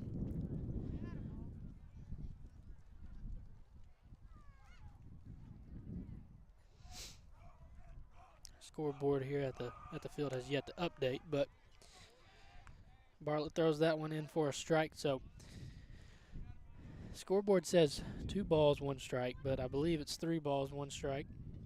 Correct? Yeah, Justin says correct. So here comes a pitch. Derek Jeter dance gets out of the way for ball number 4. He's going to advance to first base. So Brandon Jones coming up to the plate, batting in the 9-hole today. He's got some epic walk-up music going right now. Oh, he's in a big spot right here. Runners on the corners with 2 outs. So Bartlett throwing that one. That's going to scoot by Harris, and runner's going to come and score standing up. Just a big moment right there in the game. Runners on third. You got to be careful. Ball's in the dirt. And Harris, for the most part, has done a good job this game. Just unable to handle that one there. Runner on second base now with Jones at the plate.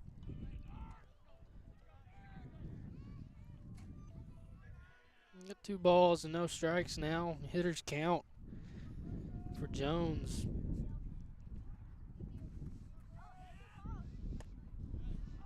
Ball high and in. 3 balls and no strikes. Bartlett just struggling this inning.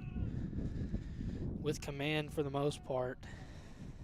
Booneville with timely hits, scoring 3 runs here in this inning. Ball was up in the zone. He was ready to go to first base, but the umpire said, no, that's a strike. Come back. Get back in the box. So 3 balls, 1 strike. Ball inside. It's definitely a ball. Coach Falls coming out. We're going to see a pitching change. We got Matt Loveland coming out to the mound now to try to finish this inning and maybe finish the rest of the game. Booneville doing a great job here in this inning, scoring 3 runs. Bartlett with a good effort today. You know, nice seeing him get the opportunity to come out here and pitch. Just kind of wore down towards the end. He threw a lot of pitches today, but great effort from him. With the pitching change, we'll just take a quick break real quick. It's probably going to throw like 7 pitches, so we'll take a quick break and we'll be back here in just a moment. There comes a time in all of our lives when we need the help of legal services. Well, let Leah Jacobs at Heirloom Legal at 425 North Church Street in Atkins be your go-to when you are needing assistance. If you're needing a will or a trust, maybe you're helping an elder parent with Medicaid issues, or planning on opening a brand new business, maybe you have another legal need. Jacobs can help you plan your next step. That's Heirloom Legal, helping families build and protect their legacy through estate, elder, and business planning. Call 501-819-2553, and walk-ins are welcome. During the Great Depression, nothing came easy. But with just 5 cents, an old truck, and a load of hay, John Tyson and his family found a way to deliver quality chicken to other hardworking people. Today, Tyson continues to find new ways to help put a chicken in every pot. Because people deserve farm-raised chicken of the highest quality. At Tyson, we remain committed to this simple promise: to always keep it real, to always keep it Tyson. Back here at Booneville, Matt Loveland still warming up on the mound, trying to get loose.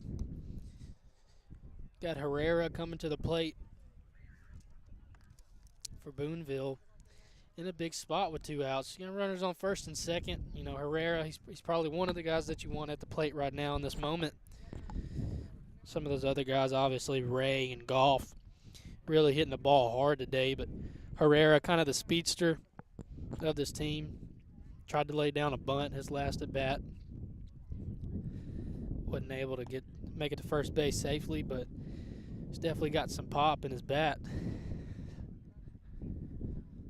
So we'll see what he does here in this situation with runners on first and second. Sun coming out bright now.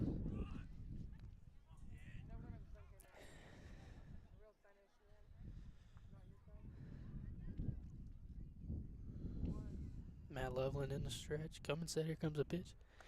This ball up in the zone. And when he was warming up, he was throwing a lot of balls high. So you want to see him kind of make that adjustment here. Finish lower.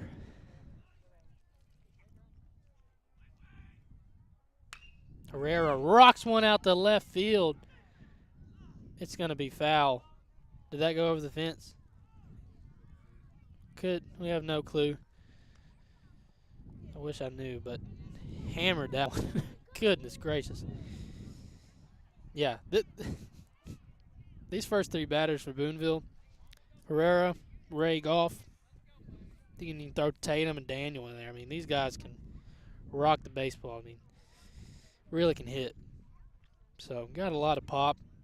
We knew they were going to be a good hitting team, and that's exactly what you're seeing out here today. So 1 ball and 1 strike. That was just a loud strike by Herrera. All comes down to it's just a strike. So 2 balls and 1 strike on Herrera now as that last pitch missed a little high.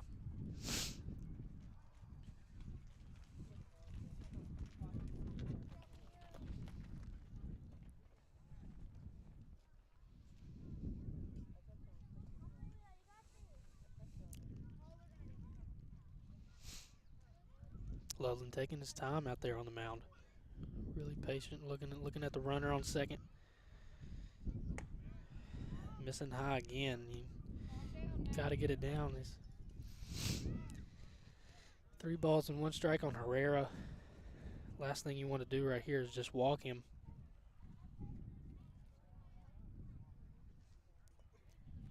You got to be careful with this pitch right here. Here it comes over the middle of the plate. Herrera hits it out the left field. Boade fields it. Runner's going to stop at third base. A really hard hit ball out there into the outfield.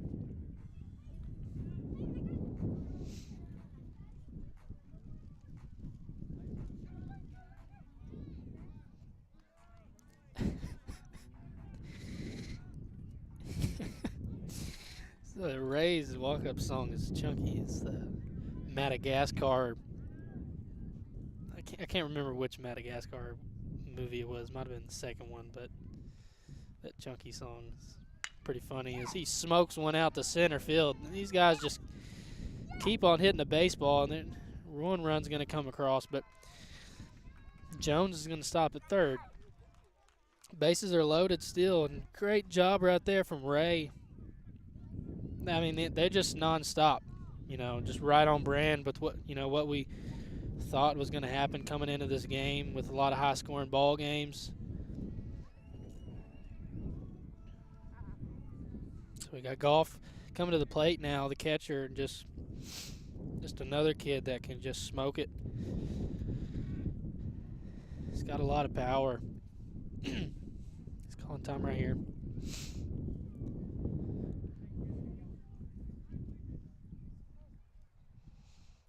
Booneville scoring 4 runs here in this inning, and Pottsville, all 7 of their runs came in the third. You know, only scoring those 7 runs in 1 inning. Pretty impressive. You got Jones over here at third, really getting that secondary lead. You know, he almost was halfway down here on third baseline. Something that Harris needs to be looking at. You got Aiden Watson playing third base now. Cash Bartlett moves to first. Goff, that one's going to be fair. Gets down the line. It's going to score 2 runs for sure. Might score 3 as Ray's round in third base. And he's going to come in, and Goff kind of hesitated right there. The tag was up. Yeah, the tag was up just a little bit, and he's going to get a triple right there. With a huge hit down the third base line. Just barely was fair. Just by a hair, really. I mean, so really timely hits from these Bearcats here today. They've had a lot of 2-out RBIs today. Just a lot of clutch hitting. Doing a lot of damage with 2 outs. Tatum at the plate now, batting that cleanup spot, but Goff just, you know, been really impressive. You know, he's been impressive, you know, from catcher as well, throwing out Easton Stevens, second base. Ball up in the zone. And Booneville out here with their own 7-run inning. Like I said earlier, Pottsville 7 runs in the third. Oh, that one's going to hit Tatum. Loveland struggling throwing strikes right now. Brings up Daniel, just another powerful hitter as well.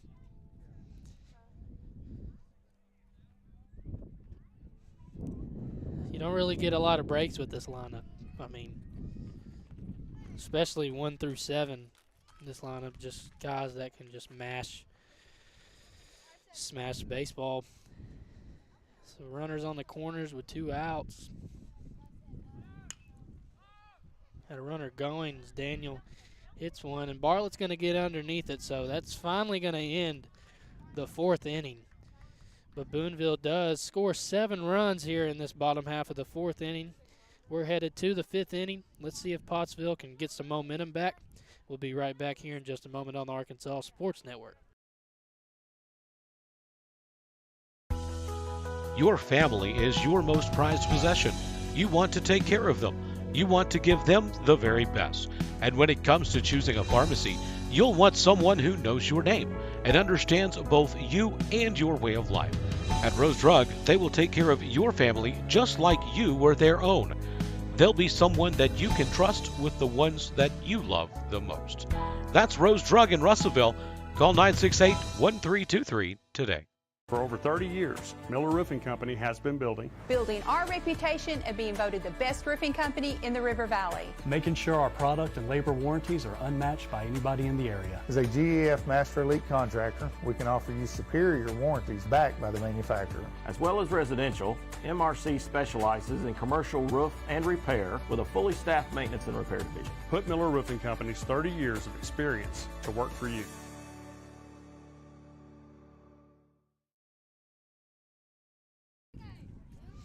Back here at Booneville. Booneville coming off a 7-run fourth inning right there. Just a huge inning. We've seen two 7-run innings. We kind of thought, this game might go a little longer just due to the fact that Booneville can really hit the baseball.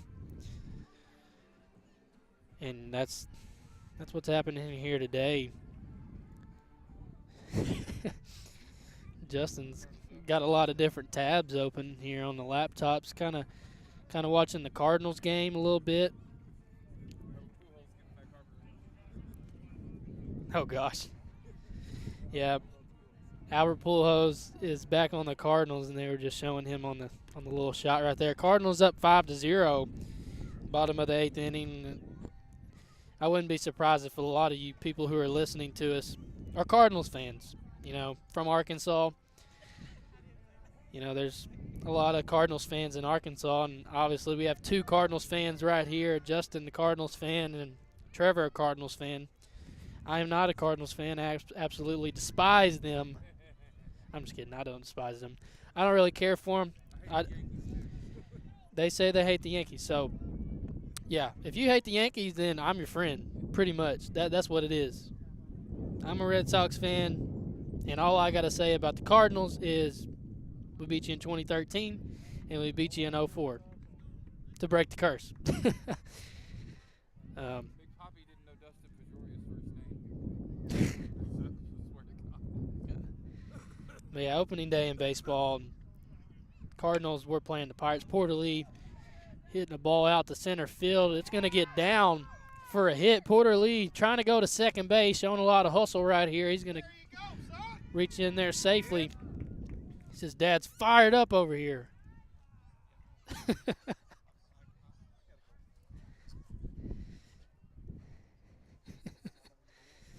Great job by Porter right there. Nice piece of hitting right there, showing a lot of hustle, showing that speed. It's bringing up Aiden Watson as Pottsville's down 5. This has been one of the weirder games that I've seen. Booneville coming out to start the game, just up 5-0 on Pottsville, and then Pottsville scoring 7 runs in the 3rd inning and getting that lead, getting that momentum back, and then last inning, bottom of the 4th, Booneville scoring 7 runs. They're back up 5 runs, so it's just back and forth. Both teams trading haymakers right now on the offensive end. Got to throw down second base. Not doing much right there.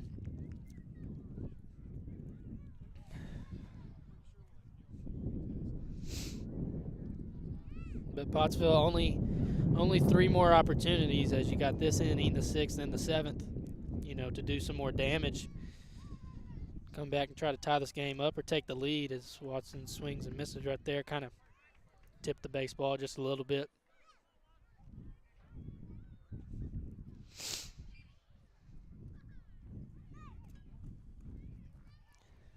So we got a 2-2 count on Watson. Got a breaking ball. Hit up the middle. Shortstop trying to make the play. That's Herrera. Does make the play. Great job staying with it. Kind of bobbled it and just tossed it up in his hand, grabbed it with one arm, threw it to first, making it look pretty easy. That was not an easy play at all. Been really impressed by Herrera out here today on the defensive end, and especially hitting the baseball. He's having a really good game. Brings up Bo Ade with a runner on 3rd. Ball misses up and away.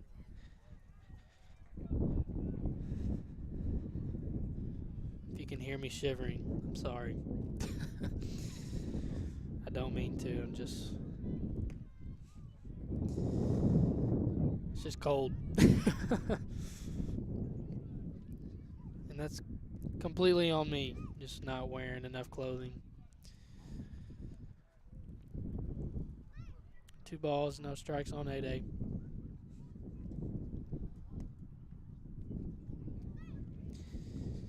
That one misses, so 3-0 count now on Bo. And highly doubt he's swinging here. Landon Williams is on deck. Got a pitch right here. 4 strike, and Booneville still hanging in there with Washburn. Earlier I talked about how I talked to Booneville's head coach, and he was saying that they were probably going to throw a lot of arms. Well, Washburn has been the only guy on the mound for them today. So, just kind of a change in philosophy. As the game goes on, things change, plans change, and just good adjustment from the Bearcats coach. And really, he's only had 1 bad inning. The rest of the innings, he's been phenomenal. Just, that 3rd inning, Pottsville scoring 7 runs is really the only damage that they've done in this game. Every other inning, just unable to score. But now, Landon Williams with a great opportunity, runs on 1st and 3rd, squaring around, pulls back, and got Goff throwing the ball over to 3rd base. Goff. I don't really know a lot of people with that last name, but hey, Jared Goff, quarterback of the Detroit Lions. Jared Goff. It's kind of weird to say that still. Getting drafted by LA Rams and getting traded. Oh, I'm sure he's salty about not winning the Super Bowl with the Rams. I mean, it's got to get to you. You get traded for the other guy. And, Matt Stafford, 1 year with the Rams, wins a chip. But Landon Williams, fly ball out to 2nd base, makes the catch for the 2nd out of the inning. But, if I was Jared Goff, I'd be pretty salty too. But, I mean, that's why they traded you. They wanted to get better, and obviously they did. Now the Lions are in a position to maybe draft a quarterback now. They got the number 2 overall pick and the 32nd pick from the Rams because they won the Super Bowl. That is the 32nd pick. But, I mean, if I was the Lions, I don't think I would draft a quarterback in this year's draft. I would wait till next year and just try to suck again next year. Detroit, they just stink every single year. It's just funny, Matthew Stafford leaves, and then the 1 year he's gone, wins the Super Bowl. That should just tell you about your organization and your franchise. But enough about the NFL draft. I'm super excited about it here in like 3 weeks. But you got runners on 2nd and 3rd.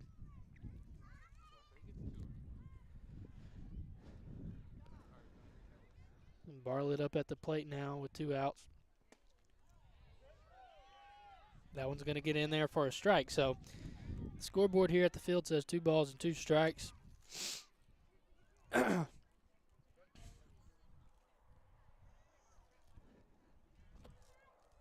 comes a pitch. Got a breaking ball right back to Washburn, and he's going to get out of this inning with no more runs attached. And, Pottsville started the inning with the leadoff double, but unable to score any runs as they leave 2 runners stranded. So it's 12-7. We're headed to the bottom of the 5th inning as Booneville tries to extend their lead. We'll be back here in just a moment on the Arkansas Sports Network. Gen Z is a stalled generation. The news says Gen Z is struggling. I've got news for them. I wait tables, but last week I built a field hospital. I put out a forest fire. I stopped 1,000 attackers. And a natural disaster. I've saved lives. And led a team on patrol. I serve. Well, I go to school full-time. While I work full-time. The greater the challenge, the stronger we become.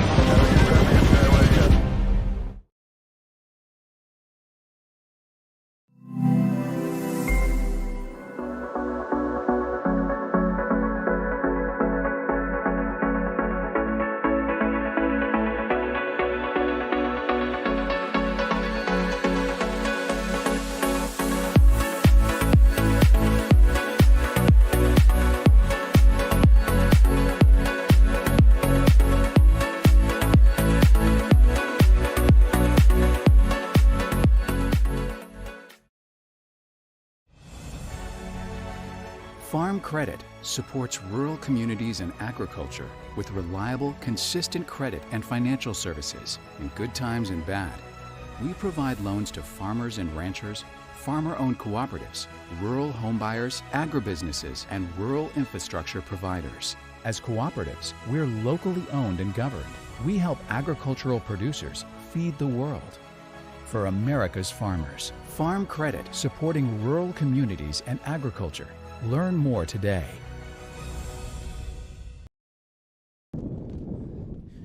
Back here in Booneville is Obar. Leads off the inning for the Bearcats. Got Matt Levlin on the mound for your Pottsville Apaches. Start this bottom half of the 5th inning. Obar swinging at a pitch down and away.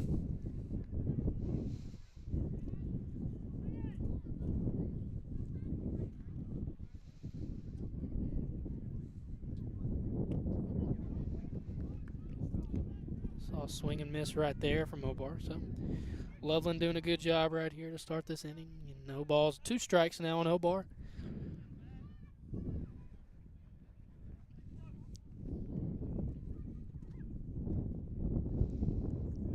Ball just misses low in the dirt.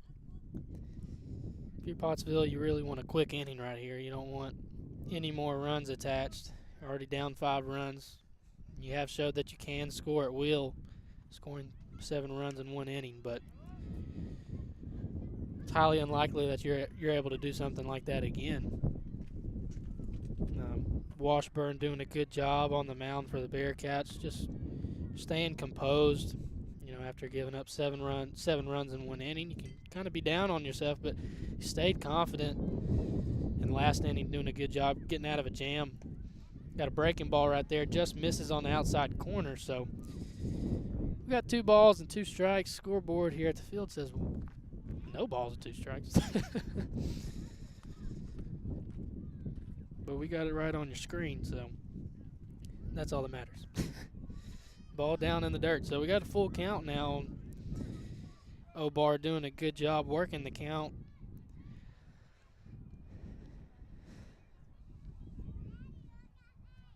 Here comes the pitch. Ball down and away, and Obar's going to draw a leadoff walk. Just a great at bat right there. You know, fouling off a pitch, not swinging at any bad pitches out of the zone. It's going to bring up Osborne.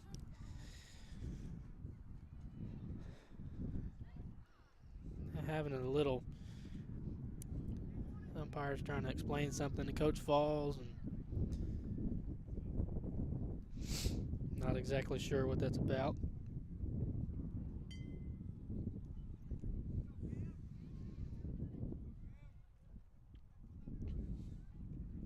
But Matt Loveland working out a stretch now with a runner on first.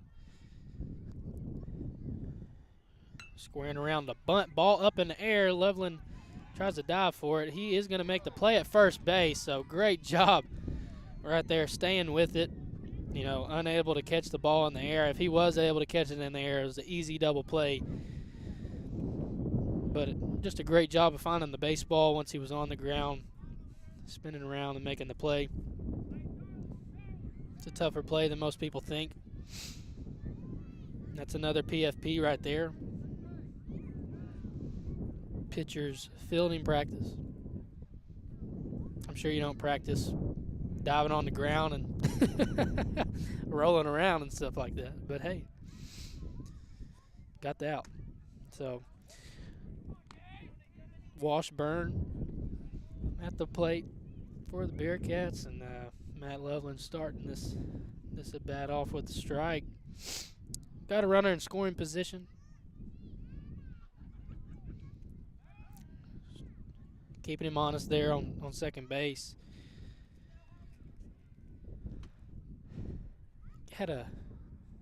That's what the umpire was talking to Coach Falls about. Had a courtesy runner, pinch runner or courtesy runner, one or the other, coming in there for Obar.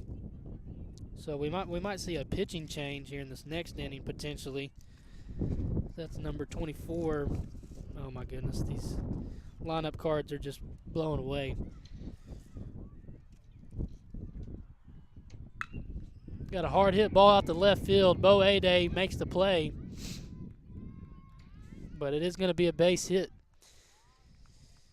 And a one-out single for Washburn, kind of helping himself out. We got, I think that's Matson potentially over there at third base. Pinch running for Booneville. So got Jones up here at the plate. Runners on the corners, one out. First and third situation. We'll see if Washburn, potentially steals second base. Jones' ball hit right up the middle. Could be an easy double play. It's going to be, man, that was just perfect. That's exactly what you wanted to happen right there. Runner going and ball hit right up the middle. An easy play for Easton Stevens to double him up. So Booneville unable to add to the lead. It's still 12-7. We're headed to the top of the sixth inning as Pottsville trying to come back in this ball game. We'll be right back here in just a moment. There comes a time in all of our lives when we need the help of legal services. Well, let Leah Jacobs at Heirloom Legal at 425 North Church Street in Atkins be your go-to when you are needing assistance. If you're needing a will or a trust, maybe you're helping an elder parent with Medicaid issues, or planning on opening a brand new business, maybe you have another legal need. Jacobs can help you plan your next step.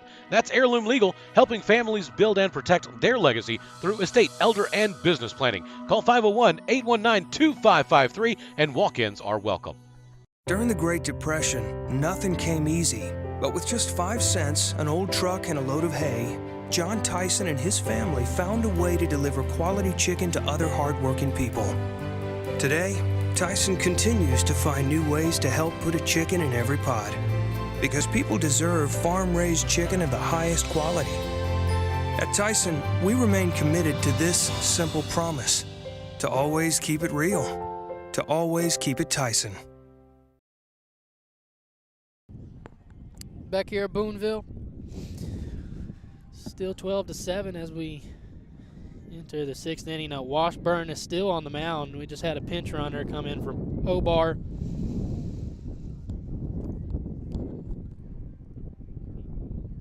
I'm trying to fix my mic. Oh, yeah, there we go. Yeah, tried to maybe add some speed right there on the base pass for Obar. Wind is just going bonkers right now. I'll give you a little scoring update here in the MLB is because it's opening day. I'm excited.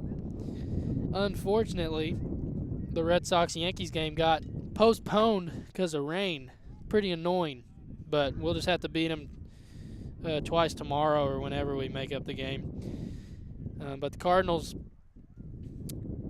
out in front early on the Pirates. Matt Loveland lines out to the shortstop. It's top of the ninth inning, 2 outs. Cardinals are going to win. It's 9-0. Playing the worst team in baseball. Trevor's happy over here. Yeah, nobody wins championships after the first game. I'm just playing. I'm giving them a hard time. But Chicago Cubs, after trading everybody on the roster last season, man, having a lot of action right here. Herrera making a play at first base. Nope, he's going to be safe off the bag. So Caleb Ham safe at first base. Pottsville coming out swinging a bat really early in the count. But the Cubs beat the Brewers 5-4. Kansas City Royals beat the Cleveland Guardians 3-1. Got to get used to that name, not the Indians anymore. Bobby Witt Jr. in his first game went 1 for 4. He's the #1 prospect in the majors, playing for the Kansas City Royals, and also I'd be willing to bet that some of you guys listening might be Kansas City Royals fans, since they're pretty close proximity to Arkansas. I have had the opportunity to go to Kansas City and watch the Red Sox play, and the game I went to, my favorite player, Big Papi, got thrown out of the game, arguing with the umpire. And that was 2015. Kansas City went on to win the World Series that season, so that was pretty cool. Easton Stevens flies that one off over the first base dugout. But, Yeah, every single game, every single time I go to a major league ballpark, one of those teams makes it to the World Series. 2010, I went and saw the Rangers play the Red Sox. Game went to extra innings. Nelson Cruz hits a walk-off home run over my head. Rangers went to the World Series, took a L to the Cardinals, in the World Series. One of the best World Series that we've ever seen, I think. Game 6 of that World Series is probably one of the best games, if not the best game that we have maybe ever seen in our lifetime. Breaking ball misses outside. 2018 also got the opportunity to go to Fenway Park and watch the Red Sox play the Blue Jays, and obviously Red Sox won the World Series that season. 2018, Mookie Betts had a 13-pitch at bat, hit a grand slam. It's one of the coolest moments that I've ever been able to witness. I did watch 2 games. The next day, I just won't talk about that one. We did lose to the Blue Jays. Easton Stevens grounds out to the pitcher. Washburn making a good play on it. So got 2 outs already in this inning.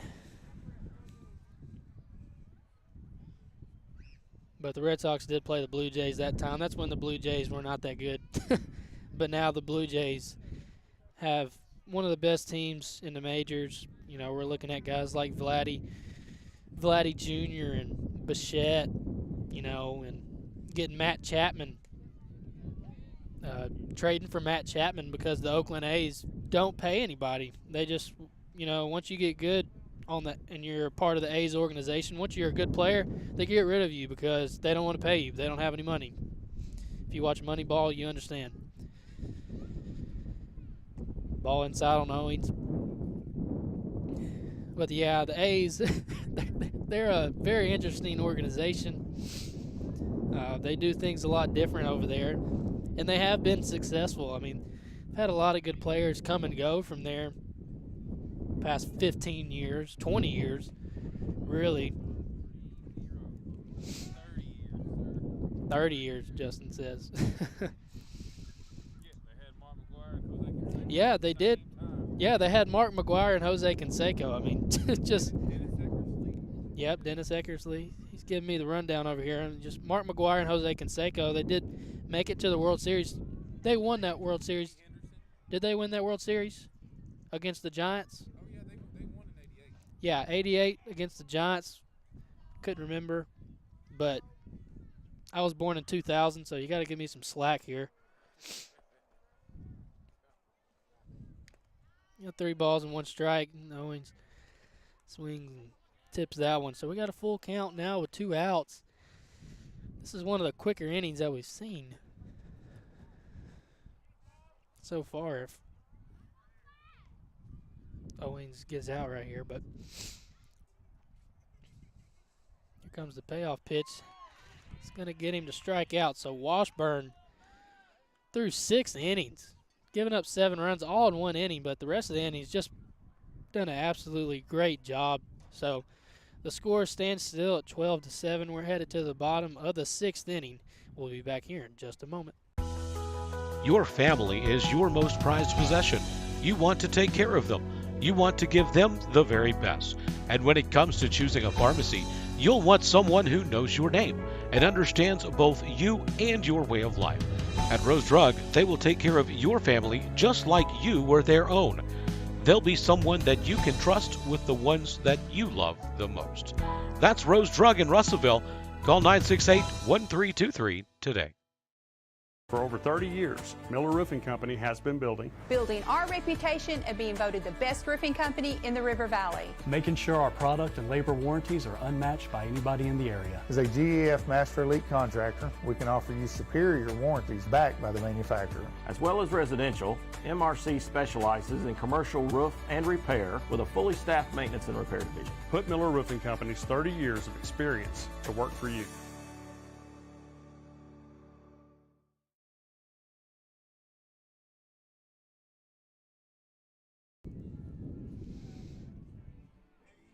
We're back here at Booneville. The score is 12-7. We're in the bottom of the 6th inning. It's been one of our longer games. Just kind of had a lot of Had a lot of long innings. After this game, you know, me and Trevor, we're going to Reed's, bro. I just looked up on my maps. They close at 9. So maybe we'll get there before 9 o'clock. Justin's already ate Reed's. That was the first thing he did when he got here. He was like, bro, I got to go. So Herrera leading off the inning for the Bearcats.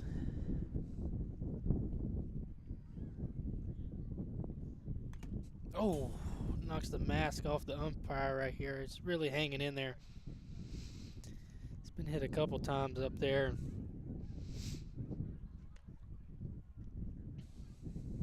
Want to buy some time for him as he kind of shakes things off, but yeah, that's the second time he's been hit on the face mask. That time the mask came completely off.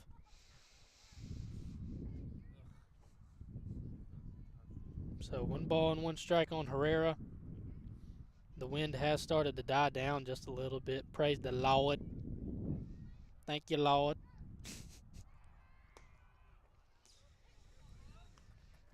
Ball misses a little high and outside.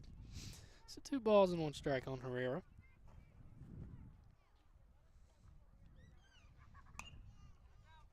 Herrera fouls that one off. Got a lot of people over here in this baseball complex. Got a lot of younger kids out here playing t-ball. Really love to see it. Younger generation trying to learn the game of baseball, America's pastime. A lot of people don't want to say that anymore. Got a ball down in the zone, really close. But, yeah, a lot of people don't really some people would challenge that and say baseball's not America's pastime, but hey, that's just what people say. So, ball down in the zone. Herrera fouls that one off.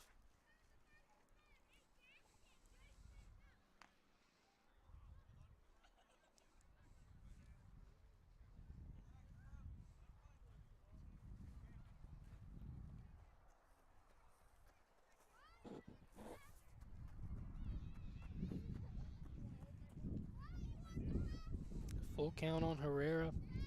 Matt Loveland out of the windup. Another foul ball. Sun is really out right now. Clear skies at the moment.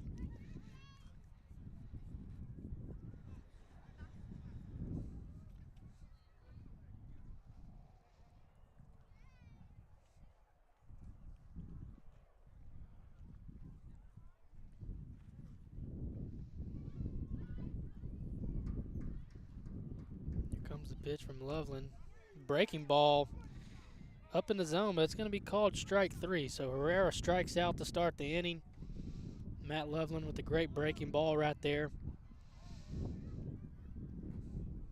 It's going to bring up Ray. He's really hit the ball well here today. We got some people out here that brought their camping stuff. Just now noticed it. They came ready and prepared for the wind and just how chilly it is out here. But the wind dying down doesn't make it as chilly, so you know we're good right now at the moment. Had to zip tie our monitor over here to the chain link fence. I mean, we were struggling.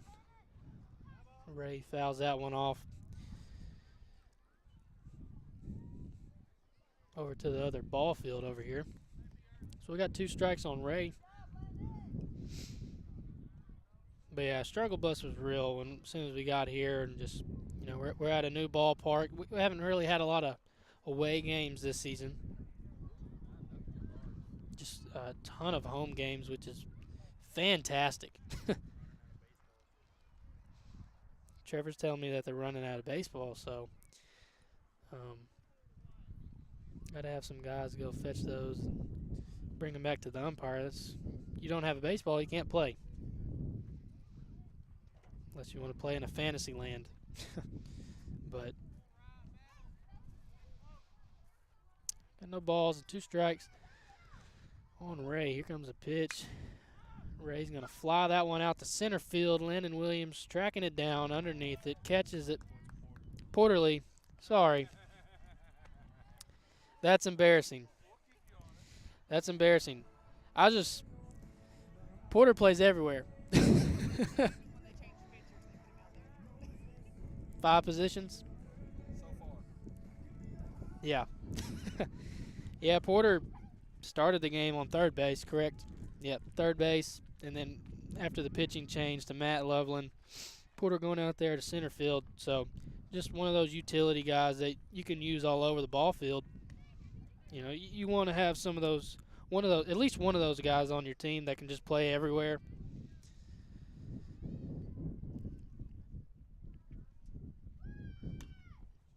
Goff fouls that one off behind us.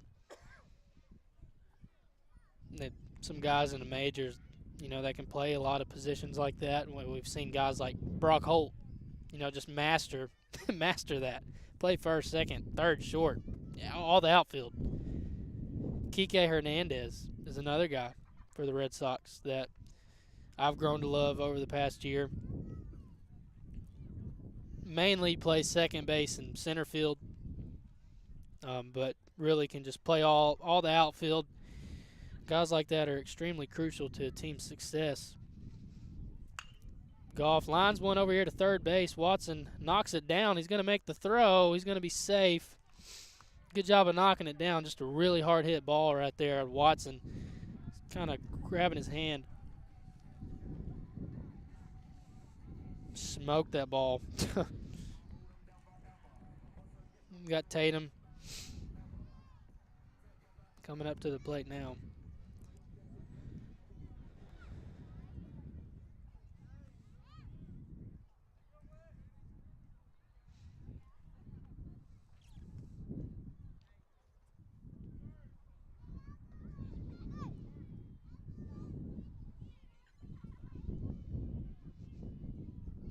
Got a runner on first base with 2 outs. Goff is going, but the ball is fouled off on top of a concession stand.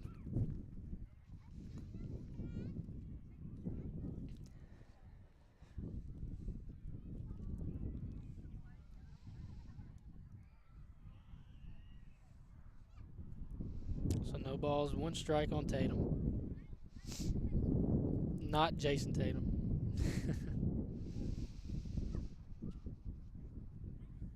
Runner is going. Harris unable to control that one. So Goff advances pretty easily to second base. Got another runner in scoring position.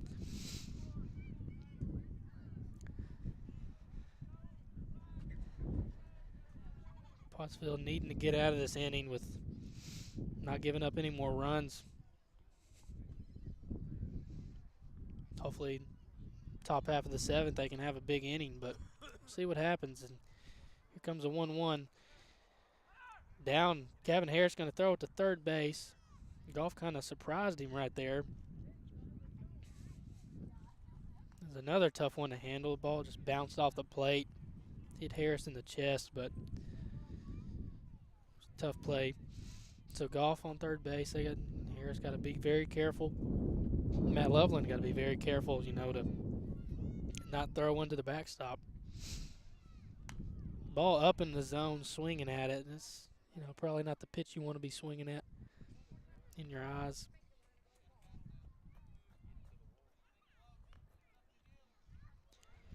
So we got 2 balls, 2 strikes, 2 outs. And we are running out of baseballs, and they're trying to find one. Booneville's coach tracks one down.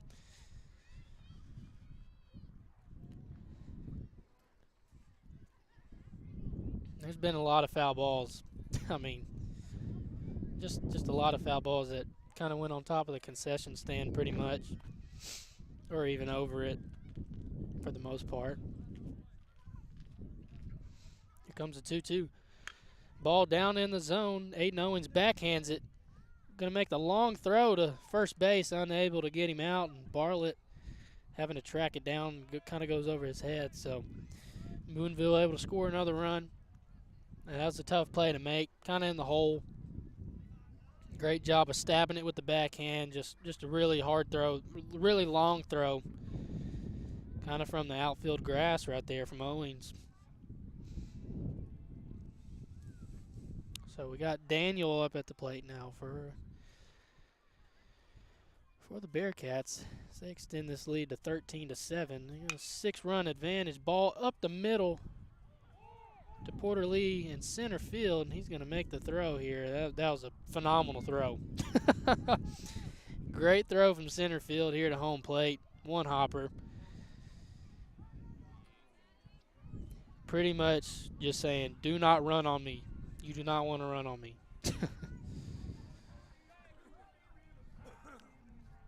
Got runners on the corners for Obar.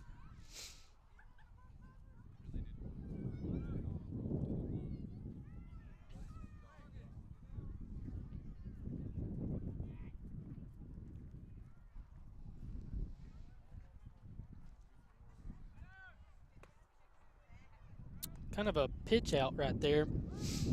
Harris not able to control it. So runners on second and third for Obar here in this inning.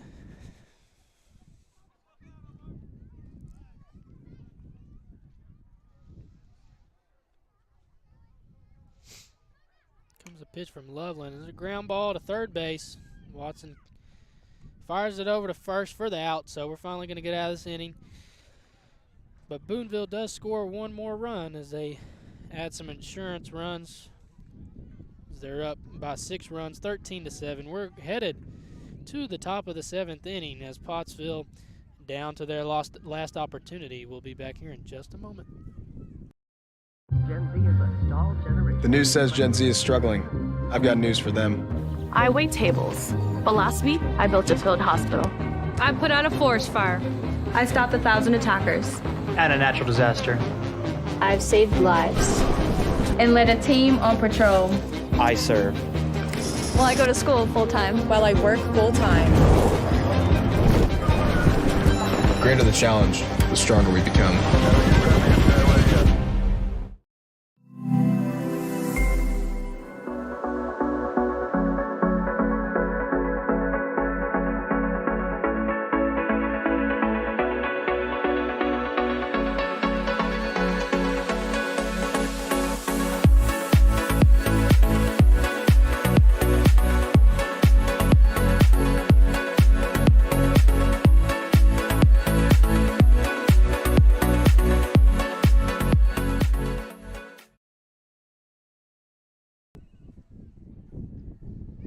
Back here at Booneville, Trevor's giving me an update on the Razorbacks playing right now. Hogs are up 3-0 on the Florida Gators. Woo pig, baby.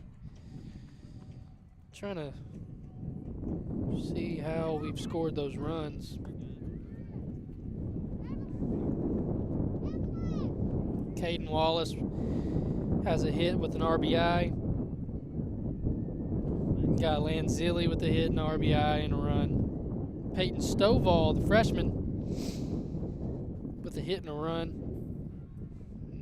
Turner with 2 hits. So it's in the 6th inning. Hogs really been on a roll lately. Yeah, really starting to hit the baseball well. A lot of people panicked at the beginning of the year. It happens every single time. Last year we saw the same thing. Arkansas last year, we lost to Oklahoma. I think, Oklahoma came to Fayetteville and beat us pretty good. Nobody's playing their best brand of baseball at the beginning of the year. But Hogs really starting to come on and play really well. We expected them to be a really good team, a national title contender. Hopefully this season we can finally get that national championship. We're starving for one. Last year I thought for sure, I was like, dude, this is our year. NC State coming out of nowhere. Bats went cold after scoring 21 runs game 1. And then next 2 games just disappeared. Tough. Kevin Kopp's pitching his butt off. I mean, straight up. Golden Spikes Award winner last year. I mean, well-deserved. Best player in college baseball last year, bar none. Like, straight up. But Kevin Kopp's drafted by the Padres. I wouldn't be surprised, if they call him up pretty soon. Honestly, Justin's telling me he's in Double-A. So, I mean, he's going to work his way up pretty fast. I wouldn't be surprised. Maybe by next year we see him on the mound in major leagues. Yeah, I mean, it could be this year. I mean, he's old. Kevin Kopp's is an older guy. I mean, yeah. Justin said he's older than me. Yeah, he is older than me. But for a guy getting drafted, he's one of those older guys. Sometimes we see, juniors getting drafted, or, we see high schoolers coming straight out of high school. Peyton Stovall was one of those guys that could have been a first-round pick, but made it well known that he was wanting to play for the Razorbacks. I'm glad he made that decision. But leading off the inning, Porter Lee. 2 balls and 2 strikes on Porter.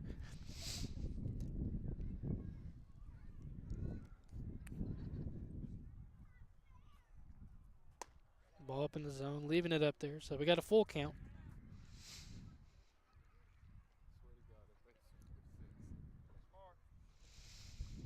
Pottsville is down 6 runs to start this inning, but they have showed that they can score 7. Ball up in the zone. He does swing at it. Left fielder's got a beat on it. Right at him as he makes the catch. So Pottsville, scoring 7 runs in that one inning, but just every other inning, not able to do much with it. They have had runners on the base path, just not able to get them to come in. Have had a lot of unlucky plays too, hitting the ball hard, getting doubled up. I think that was the second inning. Landon Williams smokes one over to second base, and Aiden Watson is, just can't do anything. Just gets doubled up. But Watson at the plate. Got 1 ball, 1 strike on him. Boe Day in the on-deck circle.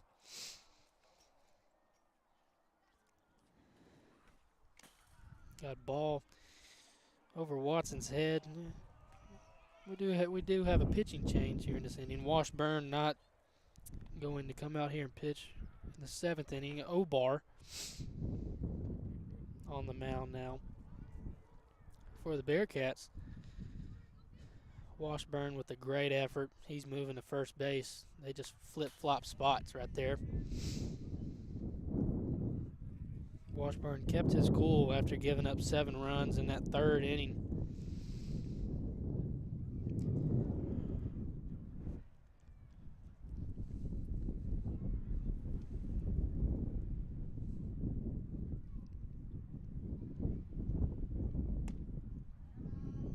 Breaking ball, it started up high.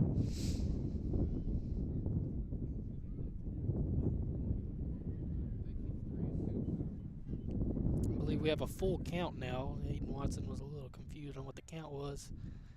Here comes the pitch, down and away. Good eye right there. He's going to draw the walk, advance to first base. So, Boe Day coming to the plate. Trying to extend the game.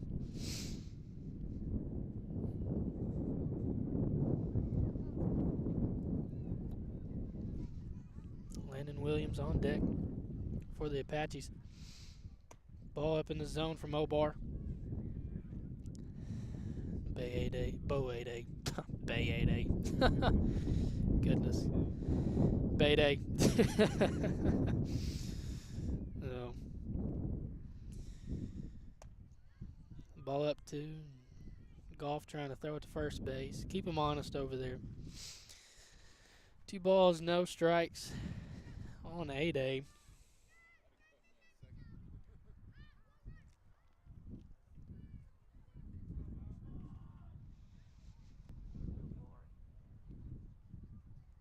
Comes the pitch. A-Day swinging, grounds it over to third base. Makes the throw over to second. It's going to get the out. Trying for two. A-Day's going to be safe.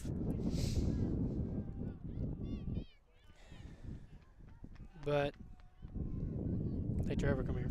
Trevor. Sorry. But yeah, Boda A-Day getting on first base now.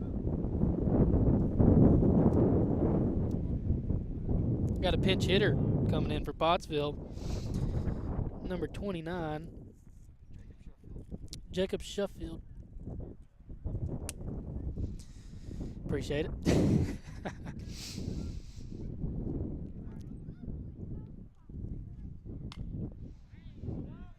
Fouls one off.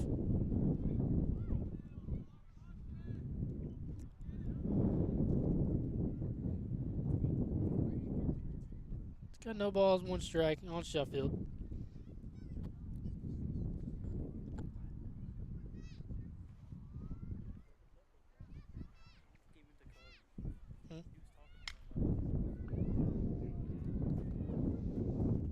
Sheffield flies one out to left field, and that's going to end the ball game as the left fielder makes a great play over there in foul territory. So that's the end of this one. Booneville comes away with the win 13-7. Pottsville falls for the second night in a row. We're going to take a quick break. We're going to give you some post-game analysis. We'll be back here in just a moment.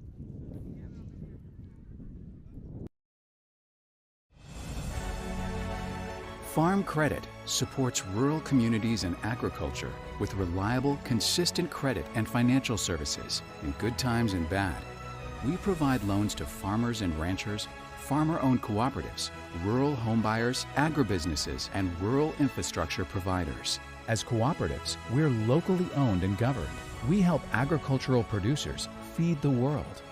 For America's farmers, Farm Credit supporting rural communities and agriculture. Learn more today.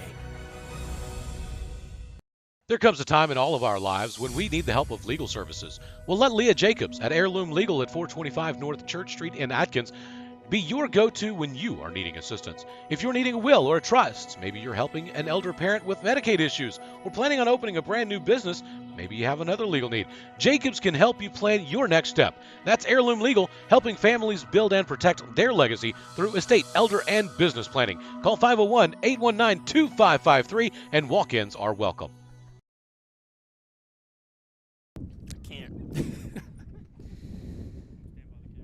Trying to move. Yeah, we're back here at Booneville. Pottsville falling in this one 13-7. Justin's got the camera on me.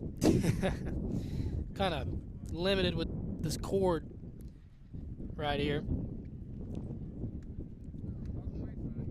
But yeah, you can see me. Yeah, just a tough game for Pottsville tonight. Booneville really came out strong in the game, you know, scoring 5 runs to start off the ball game. They're up 5-0. Came out really hitting the baseball really well, 1 through 9, just getting on base a lot. Herrera doing a great job in the leadoff spot. Goff, Ray, all those guys. Pottsville only did their damage, you know, in that third inning, scoring 7 runs. That was the only big inning. They had a lot of opportunities in this one. To get runs, they had a lot of leadoff batters get on base. We saw first couple innings, leadoff runners get on base. Easton Stevens getting thrown out at second. But, you know, just not making the most of their opportunities. Matt Loveland came in relief to finish the ball game. Bartlett starting off, you know. Just a tough one here today. You know, wind played a lot of factors well, you know. So, but Booneville coming out, winning this one 13-7. Pottsville playing tomorrow. We're going to see them play Dardanelle. Hopefully we can see them get a win there. You know, conference matchup. Every single game from here on out, you know, in conference play is huge. So, you know, you want that's a game that you want to get. You want to win, you know, and just have some momentum heading into next week. Gain some confidence. You just want some momentum heading into district play. But we're going to wrap it up for tonight. We thank you guys for listening and watching us here today. Appreciate y'all hanging in there with me. You know, obviously audio issues. Just had one mic going, so hopefully you were entertained. But yeah, we're gonna wrap this one up. For me, Trevor Hawley, Justin Smith, we say good night here from Booneville, and we'll see you tomorrow night.